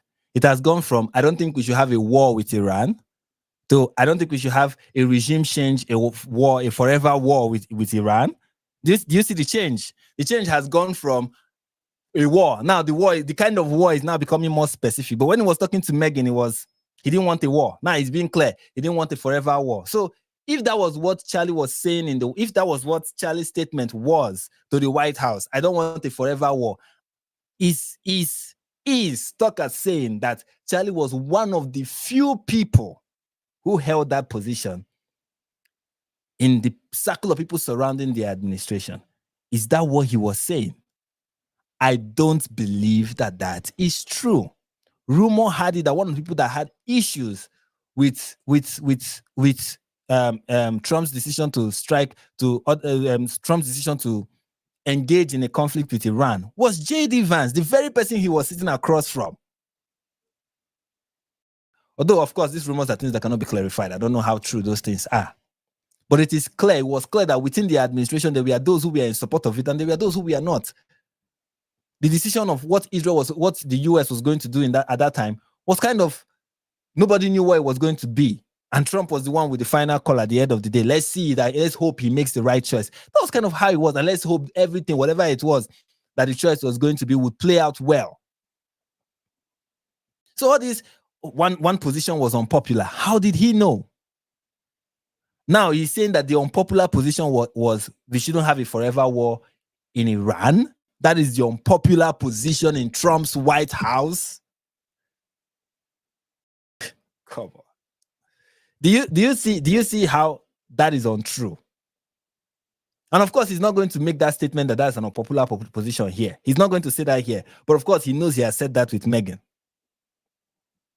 I think that made complete sense to me. I sort of agree with that, actually. And so it allowed both sides to talk to him because they felt like this person doesn't hate me. It doesn't need to get existential. It's not about disliking me or some weird bigotry. But I don't think it's helpful for people to jump in, particularly foreign heads of state, to say, this is what, he lived for my cause or whatever. That's disgusting, actually. Don't. You see, this is the nonsense about Tucker that kind of can make somebody's blood boil. And I need people to pay attention to this. And this is why I don't believe anything that comes out of his mouth. And neither should you. This is important. Tucker does not represent people well. If you've listened to him long enough, you realize this. Tucker does not represent people well. What I mean by that is that if someone says something, Tucker is going to mischaracterize what they say. He always does it. I remember watching him in Turning Point USA, one of Turning Point USA's event. And then he mischaracterized what Ben Shapiro said. In that event, he said something that, Ben Shapiro said this. And Ben did not say that. That was a mischaracterization of what Ben said. He said this all the time. When I criticize, they'll say, shut up, Jew, anti-Semite. Shut up, Jew hater. Shut up. And I'm sure that is not what they said to him. That is a mischaracterization of what was said to him. He's doing that now with what Benjamin Netanyahu said as way of extending his condolence to a country that was grieving the loss of a legend. He said what Bibi said essentially was Charlie was a friend of Israel. He said this about Israel. He loved Israel. Just the same thing Tucker just said about Charlie loving Israel and having genuine love for Israel. It's the same thing that Bibi said about Charlie and how he will be missed as his friend of the state of Israel. Bibi did not say, Charlie wanted me to attack Iran. Bibi did not say, Charlie wanted me to do this or he wanted me to do that. All he said is this person was a strong supporter of Israel. That is all. And that is true. But how did Tucker characterize what was said? Listen to it again. Listen to how he characterized it. This is the sneaky, slimy way this guy operates. And it's important that he is called out for it. He mischaracterizes what people say. He lies about what they say. He does it deliberately. Do that. That term, this is what, he. But I don't think it's helpful for people to jump in, particularly foreign heads of state, to say this is what, he lived for my cause or what. He lived for my cause. Did Benjamin say that? Did Bibi Netanyahu say that? No. Whatever. That's disgusting, actually. No. He wasn't using him to say this person was somebody who fought for my cause. All he said is this person loved Israel. But what Tucker would hear and characterize that statement as is, oh, he wanted me to continue fighting. He wanted whatever nefarious thing that people believe that I'm trying to do in the Middle East. He was in support of that. That is not what Bibi is saying. This is how Tucker operates. He mischaracterizes. That is why I strongly believe that everything he has said about Charlie's position is a mischaracterization. And look, when somebody has a penchant for mischaracterizing what people say, you hold whatever they say with a pinch of salt. There is every likelihood that whatever, even their friends, even when they are trying to portray somebody to be a good person, how they will characterize them will be a mischaracterization. The likelihood is strong, especially with Tucker. Tucker is a kingpin at this point of mischaracterization. Tucker can watch my clip, and when he wants to say what I said, or when he wants to report what I say, he will say something that I definitely did not say. The likelihood of that happening is 99%. Tucker is going to mischaracterize what people he does not like. Say, in fact, he's going to do that to people he like. Much more people he doesn't like. Do that. That turns everybody off. You don't help your own cause by doing that, and it's also literally untrue. So now he's saying whatever Bibi said is literally untrue. But what is literally untrue is his mischaracterization of what Bibi said. I just hope that we can continue in, I'm not exaggerating, the spirit that he operated in, which is one of love for other people, including people we disagree with, and don't make it, as small bore as that. Who is doing that? Tucker, who is doing that? Absolutely no one. Absolutely no one. Who is doing this thing he just described? Who is doing that other than him and Candace? Absolutely no one other than him and Candace, making it look like Charlie was anti-Israel, pro-Israel, or whatever it is that you're trying to do. It is him and Candace that is putting into Charlie Kirk things that he did not say, insinuating that they have inside information of things that he held as a viewpoint that was not even public. It's people like him that are doing that. Doesn't help. Yeah, so one of the issues, Tucker, I agree with you, that he would express disagreements with the administration on. There are two that jump out. Is one, Charlie was a hardliner on immigrants. I would talk to him, blast you, and assume that you're in bad faith. To use my platform to try to accomplish numbers. We have actually, there are a lot of people who are who cares deeply about the issue, and that's true also. I know we have about 90 seconds left, but that's true about foreign policy. Like, I remember Charlie calling me and saying, I'm really worried. And this is back in the summer when the Iran strikes were sort of first being contemplated. He said, I'm really worried this is going to become another regime change war in the Middle East that we get trapped in. And I said, Charlie, first of all, have some faith here. The President of the United States is not a believer in perpetual war. He knows the mistakes of Iraq and Afghanistan. He doesn't want to repeat them.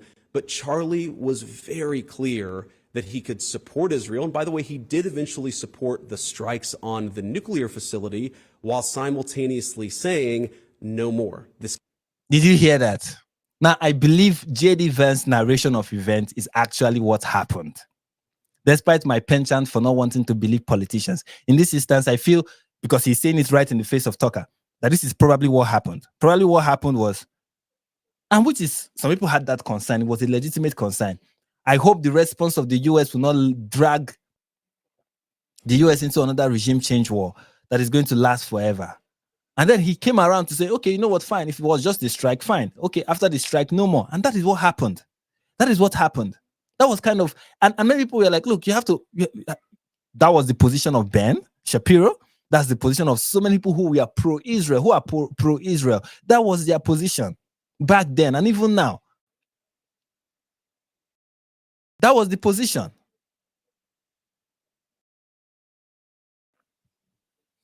But to say Charlie was the only person who held that position is a lie. And as you could see, the administration themselves are not planning to enforce a regime change war in Iran. That was not the policy position of Trump's White House. It was never, and it would never be. Trump has said he's going to enforce peace. He's going to bring peace. He's going to negotiate peace. Peace through strength has been his motto. And that was what he demonstrated in his response to Iran developing nuclear weapons. That was his response. Very consistent. Can't become a bigger thing. This can't become a broader thing. And again, I think he modeled a really good way of applying pressure, of disagreeing when you do disagree, but also recognizing that so long as you're operating in good faith, we're all part of the team. And that's something I'm going to try to take from Charlie's legacy, is not that we're always right, not that we can't take criticism, but that we all should try to work together. It did worry me, because I think your description is perfect. He was one of the very few who took that message. He was one of the very few. Jesus. He was one of the very few who took that message. What message? You see how Tucker speaks? One of the very few. Whenever something comes out of his mouth, it's always going to be what do you mean? What do you mean one of the very few that took that message? What message? Which very few? Who else was that? Is in the list of people who took whatever that message is. And stood by it. I mean, right to the very end. This cannot get bigger. We don't want another regime change. Okay, so the message is he was one of the very few who was like, we don't want a regime change war with Iran. He was one of the very few. Listen to that characterization, very few. But man, some of the people who send money to Turning Point, his donors, were very tough on him. So tough on him that I could feel it. You know, I talked to him a lot in the last few months, and he was under enormous pressure. He never bent. He never became bitter. He kept his integrity to the very end. To the very end. And I just think it's important to say that because it's true. Absolutely. Thank you, Tucker. It's good to be with you. Don't go away. Again, what does that mean? What does that mean that his donors gave him? He was under pressure from donors. Under pressure from donors for what exactly? For not being in support of a regime change war. Is that actually what happened, Tucker? Was that actually what happened? Or was he under pressure from his donors because of his affiliation with you? I mean, you could have just said that. And he later went on to say it. But of course, who is going to muddy the water more than Tucker? Who is going to make it look like what it isn't than Tucker? And he's not done. Here he is with Meghan again. This time it was on his channel, on his podcast, and this is what they had to say. This was a few days. These are part of the things that Anyway, just keep watching. People that we know in our business, the kind of let me give you my opinion business. I think it's fair to say he was the kindest. I mean, for real, and in private too. Even people he was really mad at, he would always say, "Well, I understand where that person's coming from." It's like, wow, his decency was a challenge to me, who struggles to be that. Why? What? No true words have ever been spoken that Tucker is not a decent person. To people, because it was power. It's so much more powerful, frankly, than negativity and anger. Yeah. It's infectious. It's a contagion. It's like a magnet for people, whether they like him or not. They're drawn to him, and he was converting people. So he was a huge threat. That's really, like, I've been asking myself this question a lot over the past week. Let's take the accused shooter in this case. Yes. And let's say, okay, it was motivated exactly as the authorities say. And he thought Charlie was, quote, too hateful. And this is a guy who's into furries and he's into trannies and he's living with one and, all the things. Why would Charlie have been targeted by this guy for that? Why would it be Charlie? You say all the same things. I say all the same things. Most of the people in our space and in conservative or independent media say those things. Why? Why Charlie? And sadly, I think it's this factor. It's this magnetism from. They weren't even players on the field. They were seated in the whole battle. And he said, no, we're not seating them. I'm going to start at 18, just speaking to them in a way that they can hear. Moving on. The numbers just in the presidential election. It's not. I'm not interested you in don't the swing the point I want to vote get toward to. a I don't know the Republican. exact point. Nothing in modern presidential Just bear with me while I find public appearances. He was quick to subjugate himself to whomever he was talking to. But he, to the shooter and to Charlie's many detractors, platform you. I too have gotten that, especially since you've been more outspoken. Charlie is not the only one who's been threatened or was into this as a footnote, I guess, to this talk. You have a lot of it too. And it is the reason why Charlie is not the only one who's been threatened or was threatened to cut ties with you or not platform you. I too have gotten that, especially since you've been more outspoken on Israel. And I couldn't. This is the what I call very ridiculous. Anyway, maybe for some people that's the case. Of course, for some people that's probably the case, which is quite unfortunate that so many people had started having issues with Tucker when he started opposing Israel. Me, I started having issues with Tucker when he platformed Andrew Tate. I know people like Megan would try to behave like it did not happen. This is the disgusting thing I see in this is the disgusting thing I see in this business that these people engage in. I find it very disgusting. I really, tomorrow or so, I'm going to talk about this behavior with regards to Tommy Robinson. Yes, I know people always treat Tommy Robinson like he's God himself.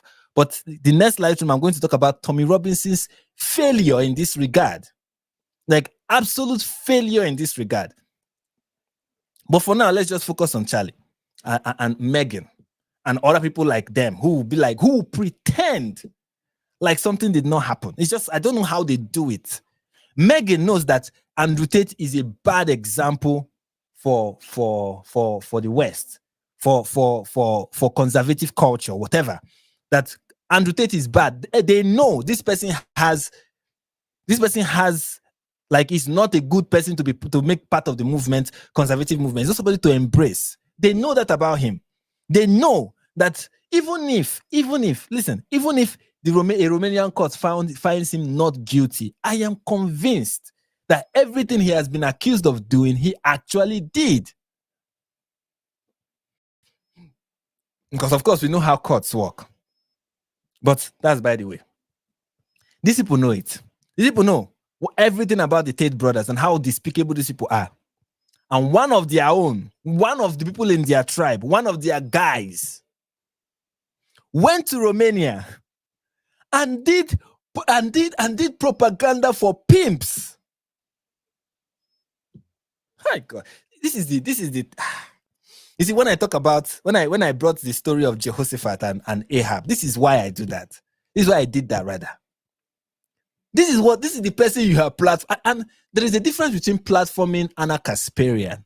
There's a difference, and these people know, of course, because they want to tell me, oh, we platform any kind of person or any kind of people. But they know that there's a difference between having Anna Casparian on or Jenk or whoever. There's a difference between having that guy on your show to have a debate, spirited debate with, and to have Tucker Carlson on your show as somebody you endorse, as somebody you think is a force to reckon with in your movement, as somebody who you think is a net positive. There's somebody who went to Romania and did character laundry and tried to refurbish the image of pimps, of sex traffickers, of child rapists. And it wasn't addressed. Every one of you, like every single one of you, pretend like it did not happen. And I'm going to name all of them, from Matt Walsh to Michael Knowles to Megyn Kelly to all of you. Every single one of you pretend like it did not happen. You pretend like he didn't do that. If somebody on the left had done something like that, you people will talk about it for years. You people in your deathbed will mention it before you die. But someone on your own side did the same thing. All of you pretend like it did not happen. This is the evil that you people do, that I see and I shake my head. I say, these people, no. See, there's so many things that these people have done, and I'm like, you people, you people, the evil you are willing to overlook. That was the person that Charlie was platforming on Turning Point USA. Let us put that in perspective. And you are wondering why donors had a problem and we are asking him to cut ties with Tucker. My anger is that they did not start doing that when he went to Romania and did that rubbish. That is my anger. They started when, and which is always my issue with these people. You say nothing until it affects you. That is what everybody does. Okay? They are okay with Tucker until he starts affecting them. You understand? Everybody's going to pretend like nothing is happening. You are okay with it until it starts affecting you.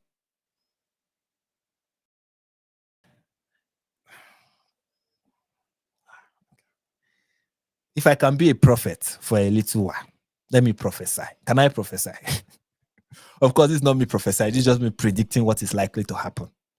Tucker is going to get worse. And at one point, Meghan and the rest of them will come under his wrath. And they would have wished they had noticed something that everybody had noticed for a very, very long time.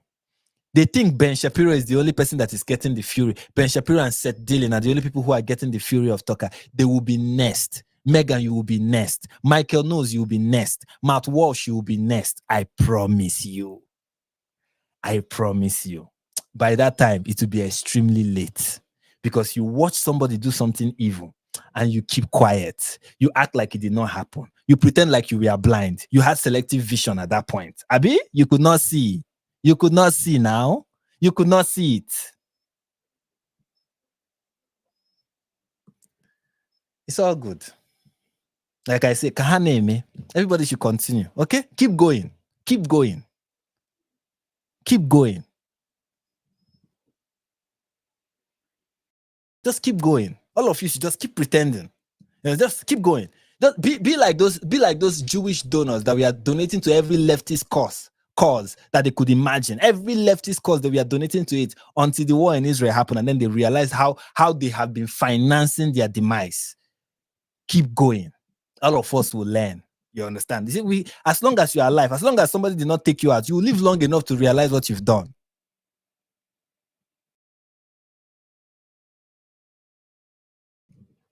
All of them pretended like he did not go and do that thing with Andrew Tate. All of them pretended like it did not happen. The only few, and one of the few people who called Tucker out from the onset was Seth Dillon. That's the CEO of the Babylon Bee. That was the only person who was brave enough to say, Tucker, what Tucker is doing here is wrong. Every other person kept quiet. All of you pretended. Like I know how you people memory hold the whole thing, make it look like it did not happen. My issue with Tucker did not start with Israel, for Christ's sake. You people were there when this guy, oh God. The list of Tucker's atrocities, are they here? And did it begin with Israel? Did it begin with Israel? Remember when he had that crack at it on his platform to essentially say things that are probably false about Obama. But because it was Obama, it was fine. It was fine that he did it. All of you, see, you people allow evil. You people allow evil. I see it in every single one of these movements in the West. You people allow evil. You people allow evil. You allow evil. You see it, you turn the blind eye because he's your guy.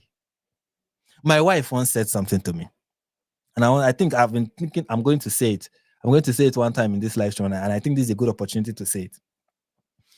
She said that it doesn't take bravery to call out your opponents when they are wrong. It doesn't take bravery. You don't like them by any ways. You consider them your mortal enemy. So there's nothing brave in pointing out that they are wrong.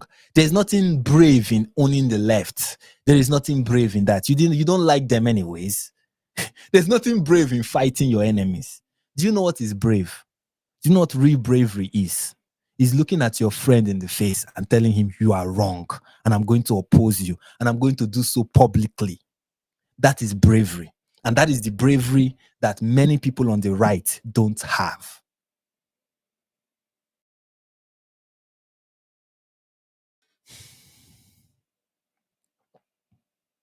It's quite unfortunate. I don't know if I want to continue listening to this coward and this demonic person. But that's by the way. Let us conclude with his let's conclude with this one.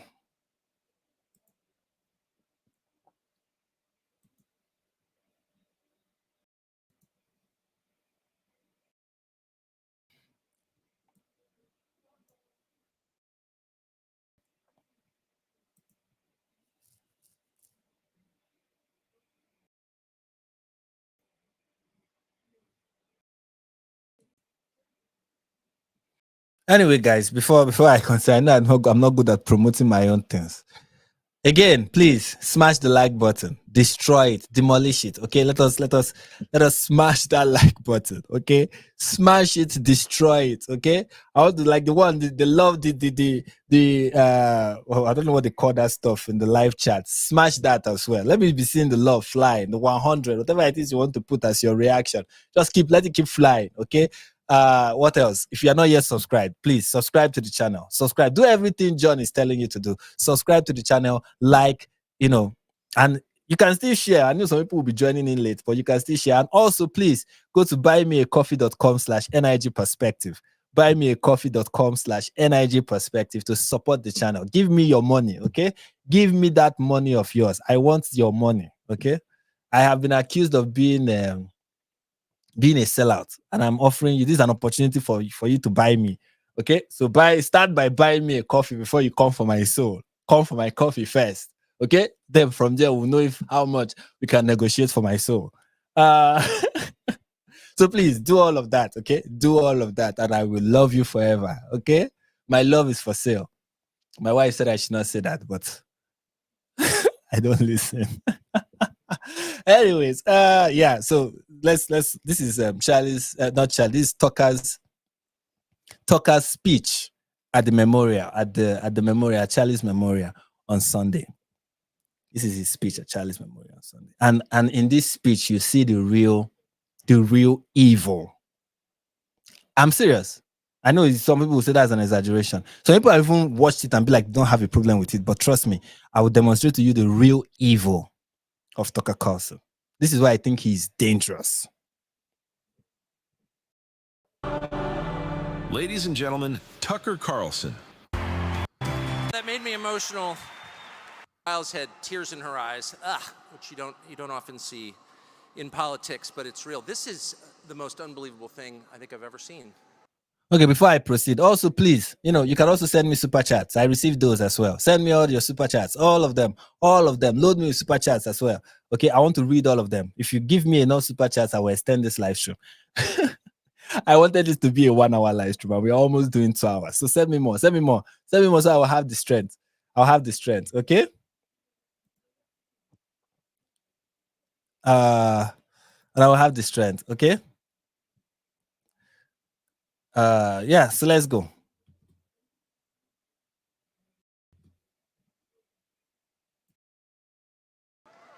And I don't... Whatever happens next in America, I hope it's in this direction, because God is here and you can feel it. And Charlie would have loved this, not just because... there's nothing more dangerous as a person who speaks a lie in the name of God. There is not. I find it disgusting. I find it reprehensible. I find it blasphemous that you're doing something evil in the name of God. But it's fine. You know what? Sometimes you have to let go of certain things, and you know what? Fine.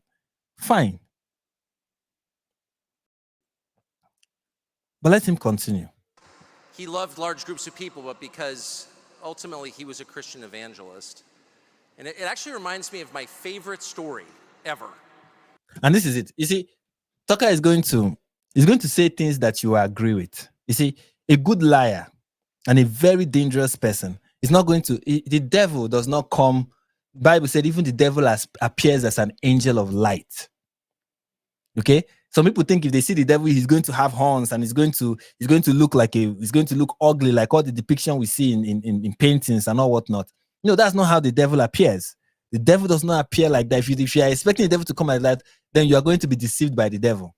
Because how the devil comes is that he looks nice, he looks pleasant, he appears as an angel of light. In fact, let me bring the scriptures in case people are wondering, is it true?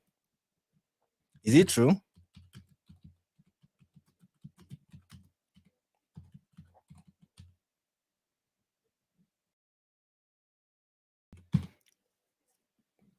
In 2 Corinthians chapter, just so that you see what I'm saying. 2 Corinthians chapter 11, verse 12 to 21. Listen to what the scripture says. For such men are false apostles, deceitful workers, disguising themselves as apostles of Christ. How does he say these people do? They disguise themselves as apostles of Christ. They disguise themselves as preachers of the gospel. They come in memorials and they give good speeches. They talk about how much they love God and how they are happy to see that people are getting saved. They disguise themselves as what? As apostles of Christ. And no wonder, for even Satan disguises himself as an angel of light. So it is no surprise if his servants also disguise themselves as servants of righteousness. Their end will correspond to their deeds. I repeat, let no one think me foolish, but even if you do, accept me as a fool, so that I too may boast. Okay, let me not go a little into that. But you get the point here. He's saying there are people who will come to you to deceive you, and they will come as good people. They will come with message that you agree with. That is how Andrew Tate got the hold on the culture that like he did. He came saying things that people agreed with. And Tucker is a refined version of Andrew Tate, a refined version of Candace Owens, a very refined version of these two people put together. He's more appealing. He has more public appeal. He's more marketable. He's more appealing, which makes it more dangerous. He's going to come and he's going to say all the right things. All the things that he's going to have evangelist on his show. I think the other time he had was this guy that goes on campuses. I've forgotten. Tomorrow he's going to have Wes Hoff. If Wes Hoff is going to honor the invitation, he's going to have all the guys you agree with, and they're going to come and they're going to talk about Jesus. And Tucker is going to nod his head like, "Oh wow, that's great." And people are going to say he's one of those guys fighting for Christianity. But his goal is to appear as an apostle of Christ. I mean these things seriously. There is something stinky about him. There is something stinky about this individual. And you can see it play out in this this speech that he gave during the memorial of Charlie Kirk. Just listen. So it's about 2,000 years ago in Jerusalem, and Jesus shows up and he starts talking about the people in power, and he starts talking about the people in power. Which people in power? This guy is, let me ask people in the audience, if you know the Bible very well, Jesus and John the Baptist, who spoke more against people in power? Let me tell you, people don't know this. But people don't know this about Jesus. But Jesus was not very it wasn't political. Jesus was not very political. It will interest you to know how Jesus avoided politics. Jesus was against religious leaders. That's true. Religious leaders he criticized. But political leaders, oddly enough, he did not criticize as much. John the Baptist criticized Herod for marrying his I think I've forgotten what he did, but so the woman he married. Sorry. I've forgotten the story. Anyway, he criticized a political figure and was killed as a result. Jesus did not criticize political figures. Jesus was told about something that Herod did. I've forgotten how many people Herod killed one time. And Jesus said, "Oh, do you think that is bad? You should not be fearful of Herod. If you think what Herod is doing is bad, imagine what will happen to you on the day of judgment." Let me see if I can bring up that scripture. That is Jesus' response to Herod killing people. Jesus did not say, "Wow, this leader is evil and we should rebel against." No, Jesus was like, "Yeah, Herod did that and you are afraid of Herod. But imagine what God will do to you if you fall on it. If you find yourself on the wrong side of judgment, on the wrong side on judgment day."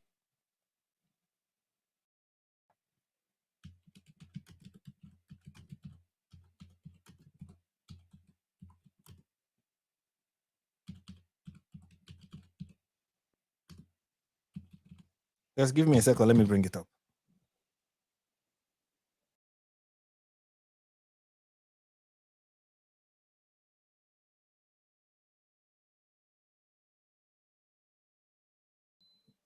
Give me a second.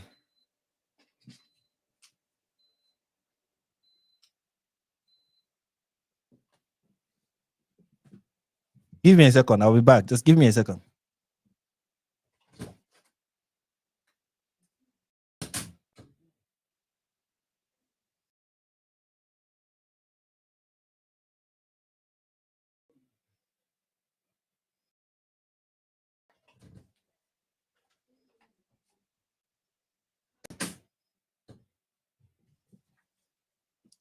Sorry, guys. I'm back. I am back and I'm a bit darker. Bear with me. Hey, you people left me. I left and you people left. I'm here. I'm back. I wanted to bring a verse and I had to check something going on somewhere.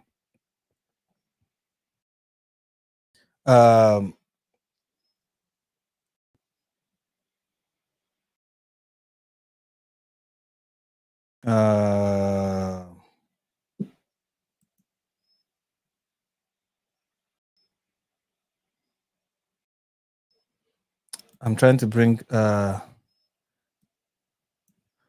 find the scripture where Jesus was warning people.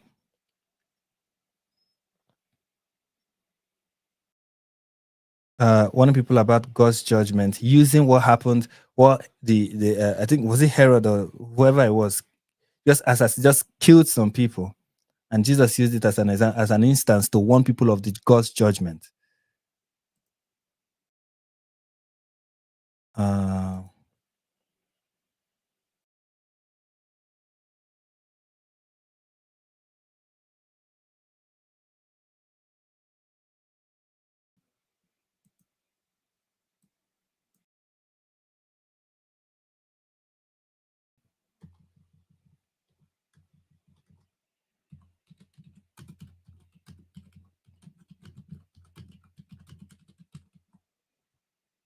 Give me a second. Let me bring it up.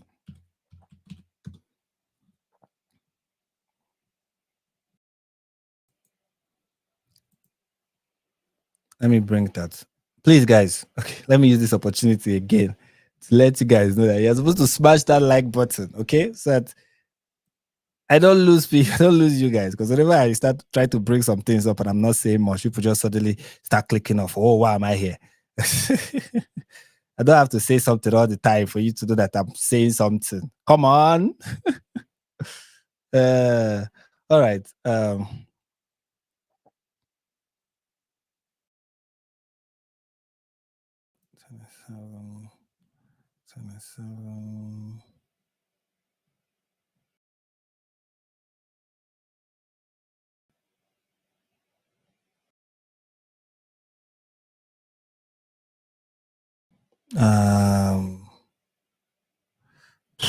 This is not the verse I'm looking for. This is not the verse I'm looking for. This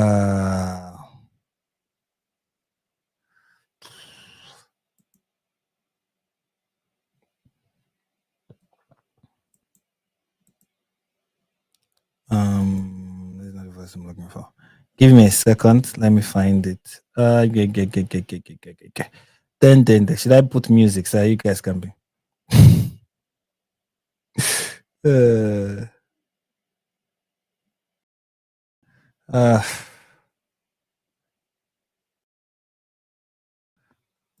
Give me a second. Anyway, let me not digress from the plot. I'm trying to find that passage in scripture and I can't get it. I wasn't even planning to bring it up, and now, but it came to my mind to bring it up. Anyways, the point I'm trying to make with all of that is to say that Jesus was not speaking against those in political offices. Jesus was speaking against religious leaders, many of whom had no real political power. Okay? Who was the king in Judea? Who are those who were in politics in Judea? You have Pontius Pilate and you have Herod. Those are the religious. Of course, yes, you have the Sanhedrin, but the Sanhedrin could not enforce any of their rule without the endorsement of Herod and Pontius Pilate. Those are the people who were in power. Those are the people who were in positions of power. Those are the people who could influence decisions that would really impact people's life. And Jesus spent most of his time criticizing those people. He didn't spend most of his time criticizing he didn't spend most of his time criticizing Herod. Show me one passage in the Bible where Jesus was critical of Herod. Show me one passage in the Bible where Jesus was critical of the Romans. Those were those in authority. Show me one passage of scripture where Jesus was like, the Romans are evil. Herod is a terrible person. None. The people Jesus was criticizing was the Pharisees. The Pharisees, particularly, Jesus did not even criticize the Sanhedrin or those who make up the Sanhedrin. He criticized the Pharisees most especially. And, of course, for Tucker, Jesus was criticizing those in power. So let's go back again and listen to what he has to say. Let's go back. Let's take it back. And whatever happens next in America, I hope it's in this direction, because God is here and you can feel it. And Charlie would have loved this, not just because he loved large groups of people, but because ultimately he was a Christian evangelist. And it actually reminds me of my favorite story ever. So it's about 2,000 years ago in Jerusalem, and Jesus shows up and he starts talking about the people in power, and he starts doing the worst thing that you can do, which is telling the truth about people, and they hate it, and they just go bonkers. They hate it, and they become obsessed with making him stop. This guy's got to stop talking. We've got to shut this guy up. And I can just sort of picture the scene in a lamplit room with a bunch of guys sitting around eating hummus, thinking about, what do we do about this guy telling the truth about us? We must make him stop talking. And there's always one guy with the bright idea, and I can just hear him say, I've got an idea, why don't we just kill him? That'll shut him up. That'll fix the problem. This guy is possessed. Let's rewind again. And there's always one guy with the bright idea, and I can just hear him say, I've got an idea, why don't we just kill him? That'll shut him up. That'll fix the problem.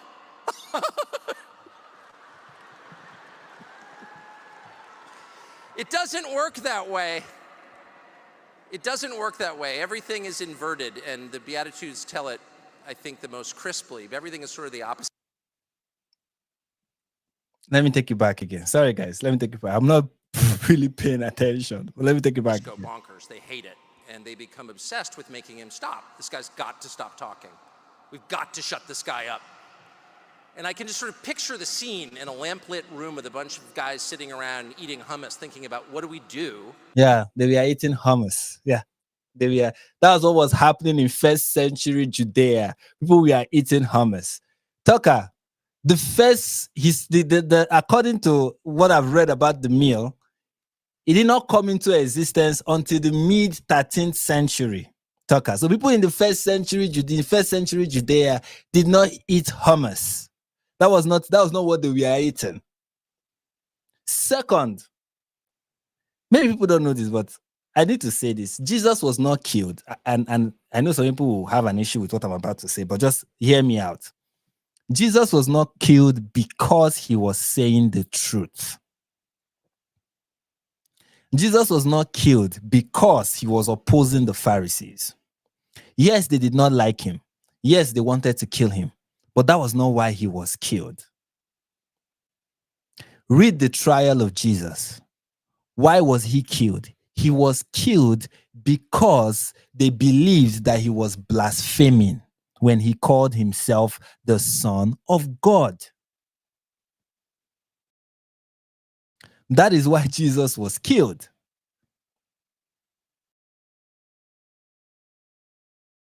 It is important to put that in mind. Jesus was not killed because, this guy was out there saying the truth. Now, yes, Jesus was saying the truth. What Jesus said, what he taught, everything he led by and everything he proclaimed was the truth. He is the way, the truth, and the life. But why the Pharisees why the Sanhedrin sentenced him to death and wanted him dead was because he claimed to be God. Why did the Romans kill him? The Romans killed him because the accusation was that Jesus claimed to be king of the Jews, which is treason.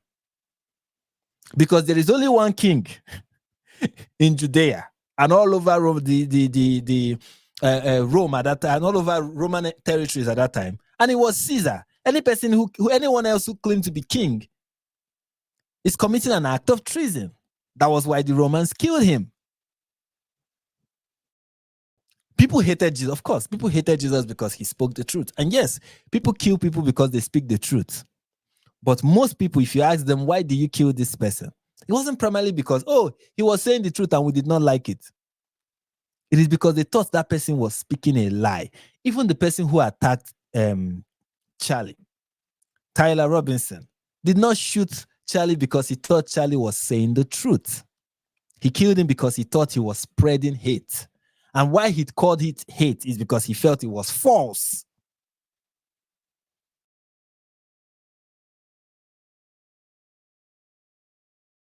It is important to make that clear. But what is Tucker? What is the point Tucker is trying to make here? If Tucker has said, it reminds me of people who wanted to kill, of how people wanted to kill Jesus because he was saying the truth. I would have overlooked it. Yeah, it's true. People wanted to kill Jesus. People didn't like Jesus because he was saying the truth. Some people did not like him because he was saying the truth. Many people liked him because he was healing the sick and giving them free food. And many people did not like him because it's true. Many people did not like him because what he said was true and it was piercing their hearts, especially the Pharisees. One time he spoke with them and they went out thinking, we have to kill this guy. And maybe there was an iota of jealousy, whatever it is that was going on with that.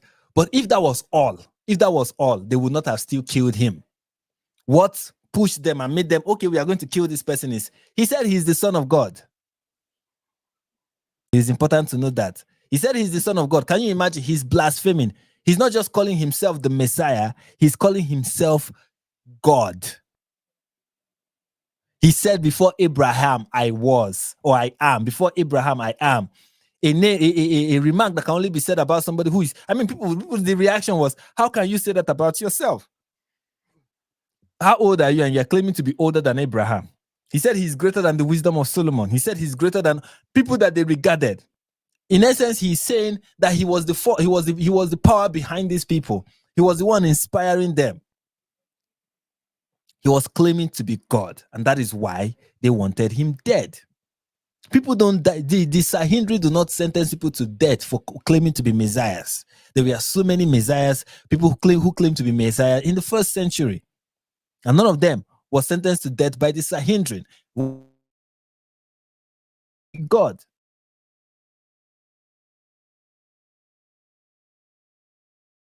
About Jesus, I've had people.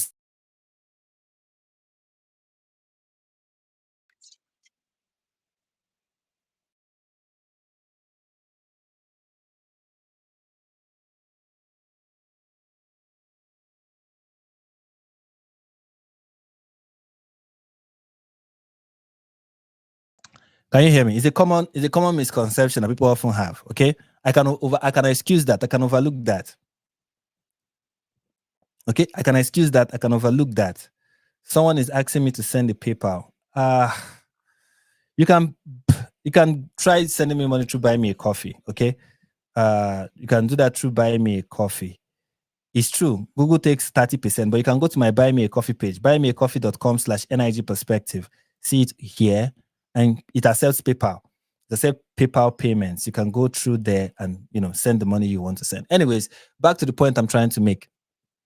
Where was I before money distracted me? Yeah, I can excuse that. But then he said, the people who we are plotting this, we are eating hummus. Why do you have to say that? Why did Tucker have to sneak that in? Of course, because he wanted to make it about the Jews. Now, people will say it is an innocent statement. Oh, there is nothing wrong. But you are being too naive. If you think there's nothing wrong with that statement, it's because you are being too naive. Tucker knew exactly what he was doing. It's either he said that because he wanted to annoy the pro-Israel crowd, or he said that because he wanted to do a dog whistle to those who are anti-Israel and anti-Jewish. The Jewish people, rather. That is what it is. And of course, because he doesn't want it to be noticed, he continues by saying, oh, it is all about Christ. It is all about Christ. Just see what he did next. After saying all of that, he just pivoted and was like, oh, but this is all about Jesus. And that's one thing I love about this memorial, that it is all about Jesus. After trying to make it all about Jews, after trying to sneak in, you see how ever so slightly, he just sneaks it in. And that is what Tucker does. He just sneaks it in. He just slides it in. Pum. in a way that you will not know. You will not notice what he's doing. He just does it and then hides his hand. That's the kind of person that throws stones and hides. He will not even own up. That, as in the way he does it is in such a very sleazy way. He just sneaks it in. I mean, essentially what he's saying is the Jews killed Jesus. That's what he said. And the Jews killed Jesus because he was speaking the truth and they hated it. And so many people be like, hey, but it's not a problem to say that the Jews killed Jesus. Of course, it's not a problem to say that the Jews killed Jesus. But why don't people, I want people to think about this. Why don't people say the Romans killed Caesar? Why don't people say Americans killed JFK? Why don't people say Americans killed Abraham Lincoln? Have you heard anybody say, oh, do you know that Americans killed Abraham Lincoln? Why don't people say that? But when it comes to Jesus, all of a sudden they realize, oh, it was the Jews that killed him. Is it? I want people to tell me, is that how people speak when they speak about other deaths? Do they say, oh, Americans killed Abraham Lincoln because he was speaking the truth?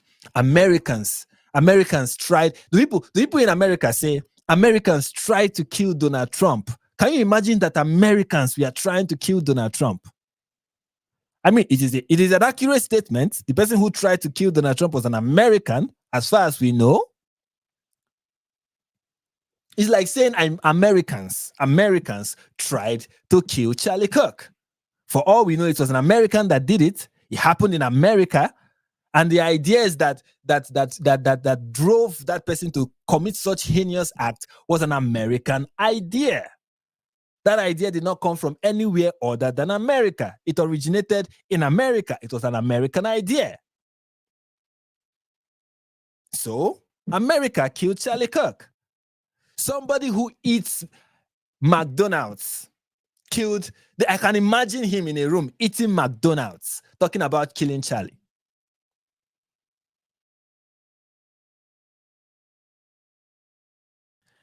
If I say that, people will be like, oh, hold on. It's not like all Americans. And nobody will make that statement. You see, that's the thing. We all know this. Sometimes people act like certain things are not clear, but they are clear. We all know this. Nobody speaks like that. We all know that nobody speaks like that. Nobody's going to say Americans killed this person when it was clear that it was someone in America that killed another person in America. An American trying to kill another American. You don't say it as, oh, I don't know if you understand. This is an American. America tried to kill this person. No. But they say it about Israel. They say it about Jews, rather. The Jews tried to kill Jesus. The Jews wanted Jesus dead.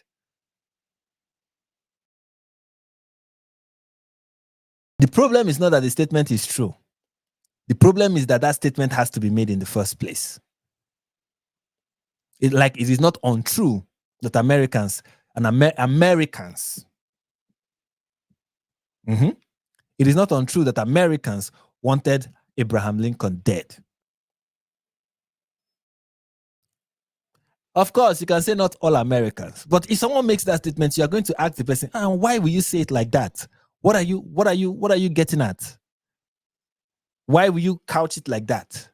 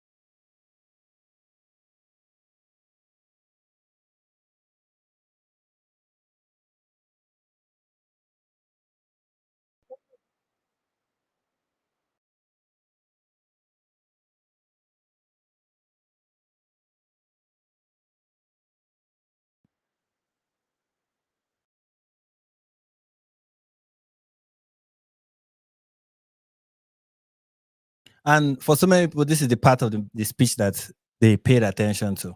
And if you're one of those people, congratulations. You know, you're one of those people that can overlook the negativity and focus on the positive.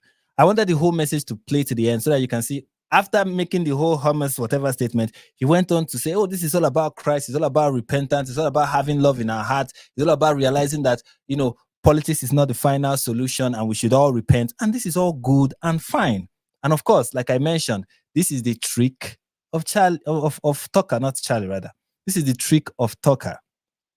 You say something that is controversial, and then you sugarcoat it, rather, or let's not say sugarcoat it. You surround it with things that people will accept, things that people will agree with, things that will make people clap, things that people will not find controversial. So that at the end of the day, when people are like, hey, but he said that, you're going to be like, oh, can you imagine? I went there and I spoke so beautifully, and everybody is going to be like, yeah, what you said was not a problem. I don't even understand why people were angry with it. And you're going to be like, I don't even understand it either. I'm not, you know, they're going to do all of that and then say, I don't understand. People don't like gospel. They don't like God. They don't like Jesus. That is why they are opposing me. But at the end of the day, that's not really why. And you know, the best propaganda is a propaganda piece that is 90% true and 10% false. Such that if you reject 10%, if you criticize the 10% that is false, people are going to accuse you of criticizing the 90% that is true. And that is why Tucker Carlson is a great American propagandist, because he has mastered it.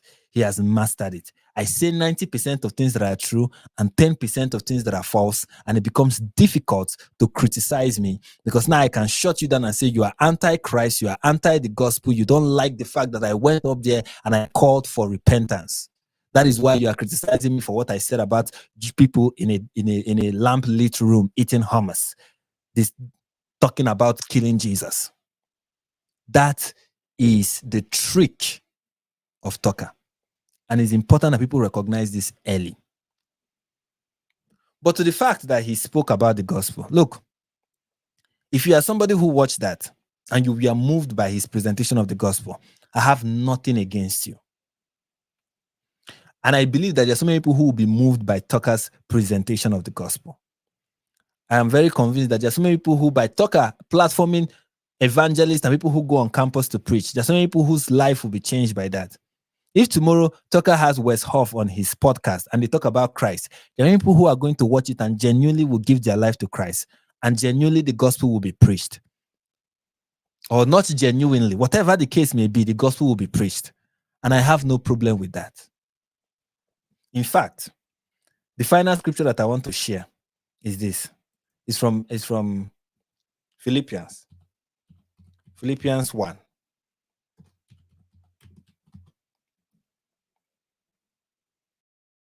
It's from Philippians 1. And I was thinking about this passage of scripture when I was preparing for, is it Philippians 1 now?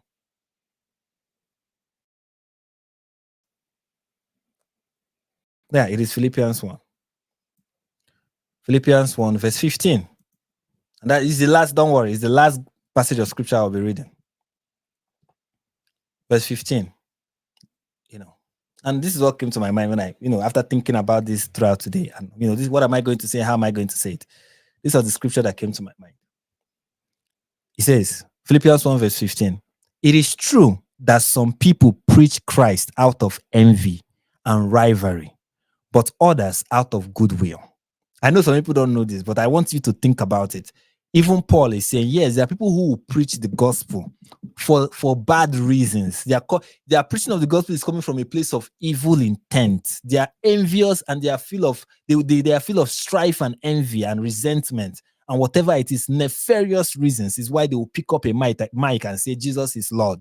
Trust me, there are people who go shouting, Jesus is Lord, but the intent of their heart, the reason why they are preaching it is for evil reasons. He said, the latter do so out of love. Meaning there are people who preach the gospel out of love, knowing that I am put here for the defense of the gospel. Meaning there are people who are going to preach the gospel of Jesus Christ because of they love God and they know that Paul is suffering for the gospel's sake. He said, but others, that is the former, preach Christ out of selfish ambition, not sincerely, supporting that, supposing that they can stir up trouble for me while I am in chains. Paul is saying some people are preaching the gospel, hoping that this will give them legitimacy enough to stir up trouble for him while he is in prison. Paul recognized that this was happening in the church of the first century. And this was his response. And this is my response at the end of the day. Because sorry, this thing is not showing. And this is my response at the end of the day.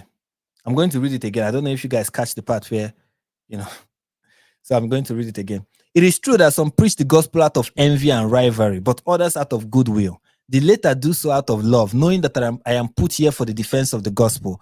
The former preach Christ out of selfish ambition, not sincerely, supposing that they can stir up trouble for me while I am in chains. But what does it matter? The important thing is that in every way, whether from false motives or true, Christ is preached.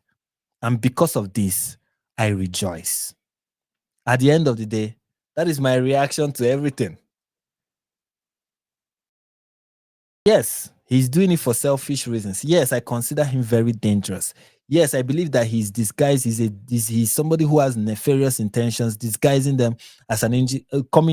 I see him as somebody who is portraying himself as a false apostle and a false whatever, with nefarious and bad intentions.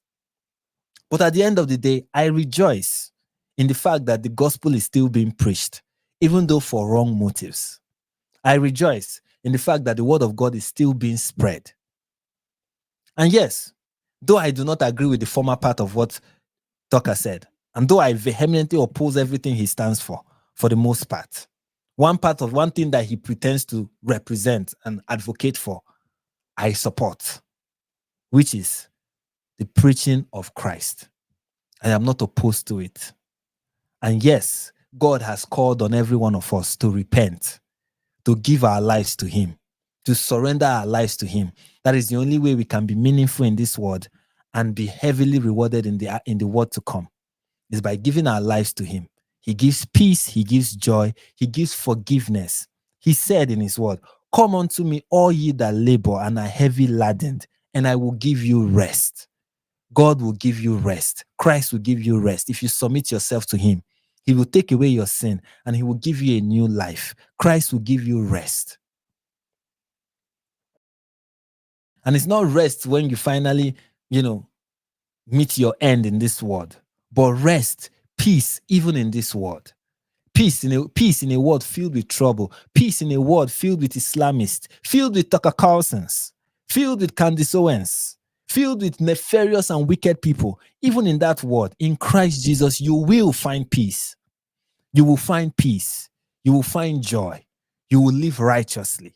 Your life will be governed by the righteousness of God. His spirit will have effect and control over your life. He will give your life a meaning. He will transform you from the inside out. He will make your life meaningful. Because at the end of the day, this is why we are on earth.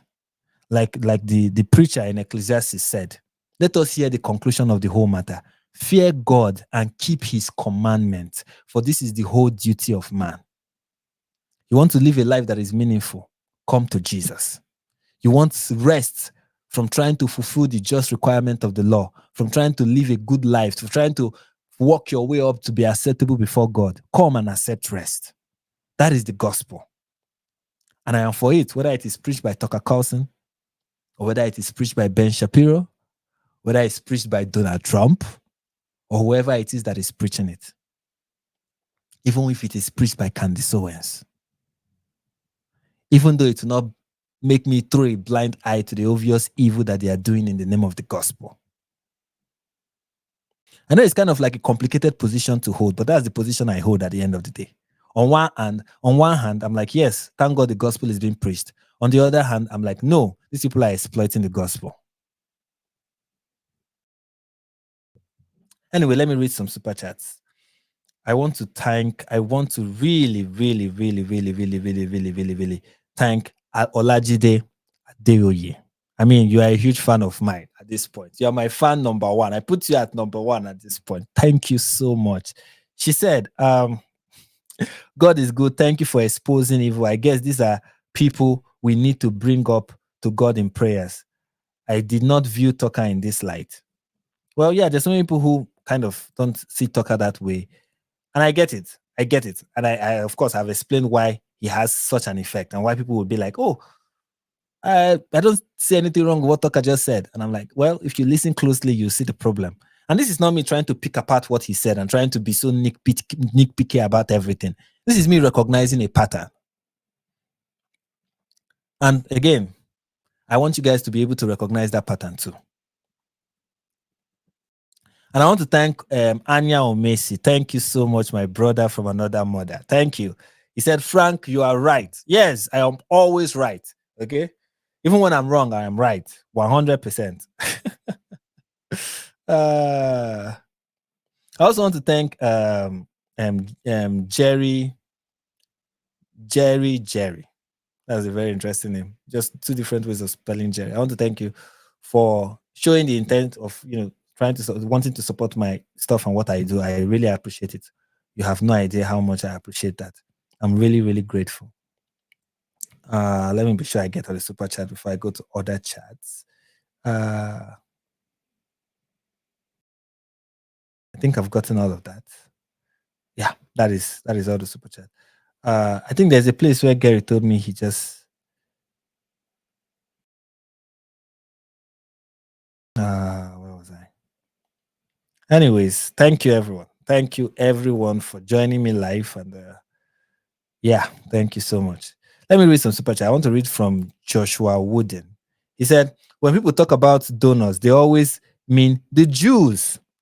You all know that in the US, Iran, Qatar, China, and many more spend dollars, countless dollars in America than Israel.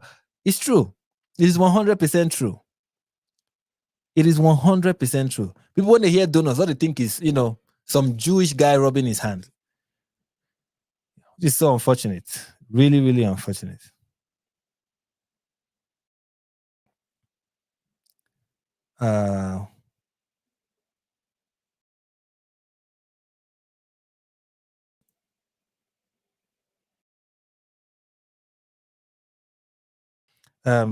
Joshua Wood said, wait, did Frank say that Charlie said something out of pride, that he had done enough good and could get away with it?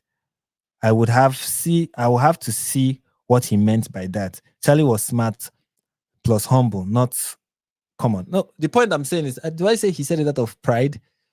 Let me clarify. Well, I think I understand what you are referring to, but that was not the point I was trying to make. The point I was trying to make was, you can check the clip.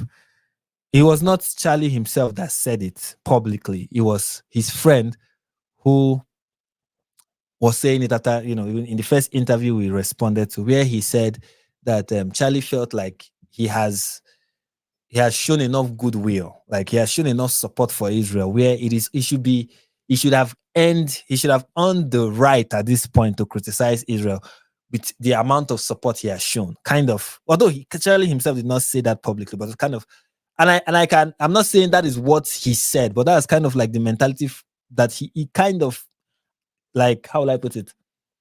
Kind of what is going on. Like, I mean, I have shown enough support at this point for you to not think that I am being anti-Semitic when I platform certain people and when I make certain decisions. Kind of, I don't know if you understand. It's not a thing of pride. It doesn't have to do with pride. You understand? And it can happen to anybody. I can be like, oh, I mean, I have made so many videos showing support for Israel that I can say certain things and be allowed to say it and not be seen as being anti-Semitic. And I'm saying that is not a good way to look at it. It's not like I have paid my dues, therefore I can say some dumb things and get away with it. Like I have earned the right to be stupid. It's kind of how I kind of portray it. It's like, no, it doesn't work like that. If you are wrong, you are wrong. Maybe a better way for him to put it, or for whoever it is to understand it, is I've earned enough goodwill for you to not think that I'm being anti-Semitic when I say things that are wrong. Maybe that's a better way to say it. But the way it operates is kind of, I have shown enough support for Israel such that you shouldn't see this as me withdrawing support when I say things that are wrong. And if you push back, I'm going to double down. kind of, okay, what are you doing? Like, are you just going to go ahead and just keep saying things that are wrong and be like, hey, if people are angry with me, they should remember that I actually support Israel. I'm one of the biggest supporters you have right now. So give me a pass, please. Or no, please. Give me a pass. Come on. And I'm like, no, that's not the attitude to hold. I don't know if I've made that clear.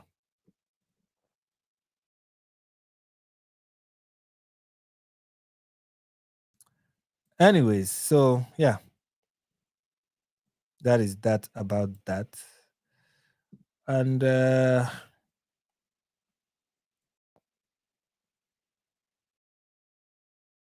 yeah, let me see. Okay.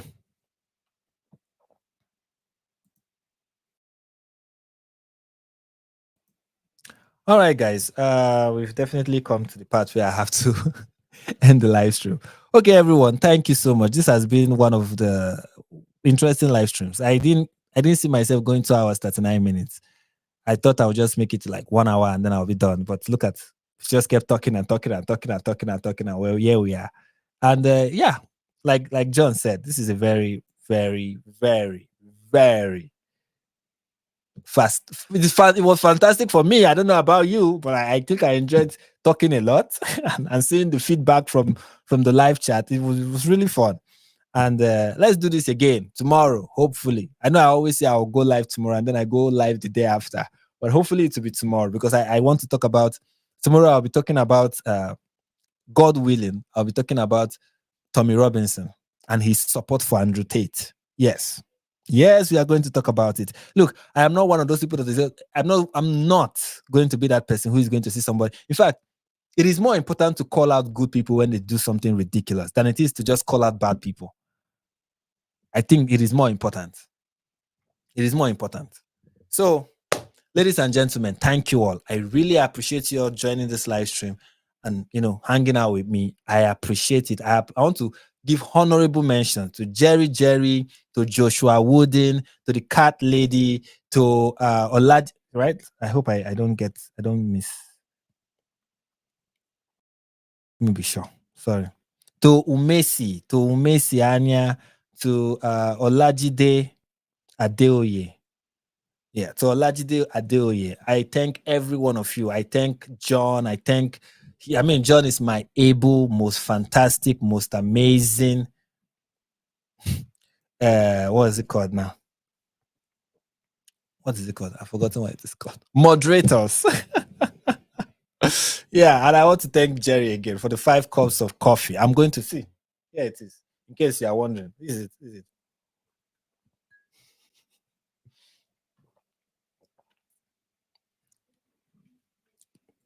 And I really appreciate every one of you. Thank you so much. And we'll meet tomorrow. Hopefully. We'll meet tomorrow. And we'll have more things to discuss. I want to highlight one super chat that just came up.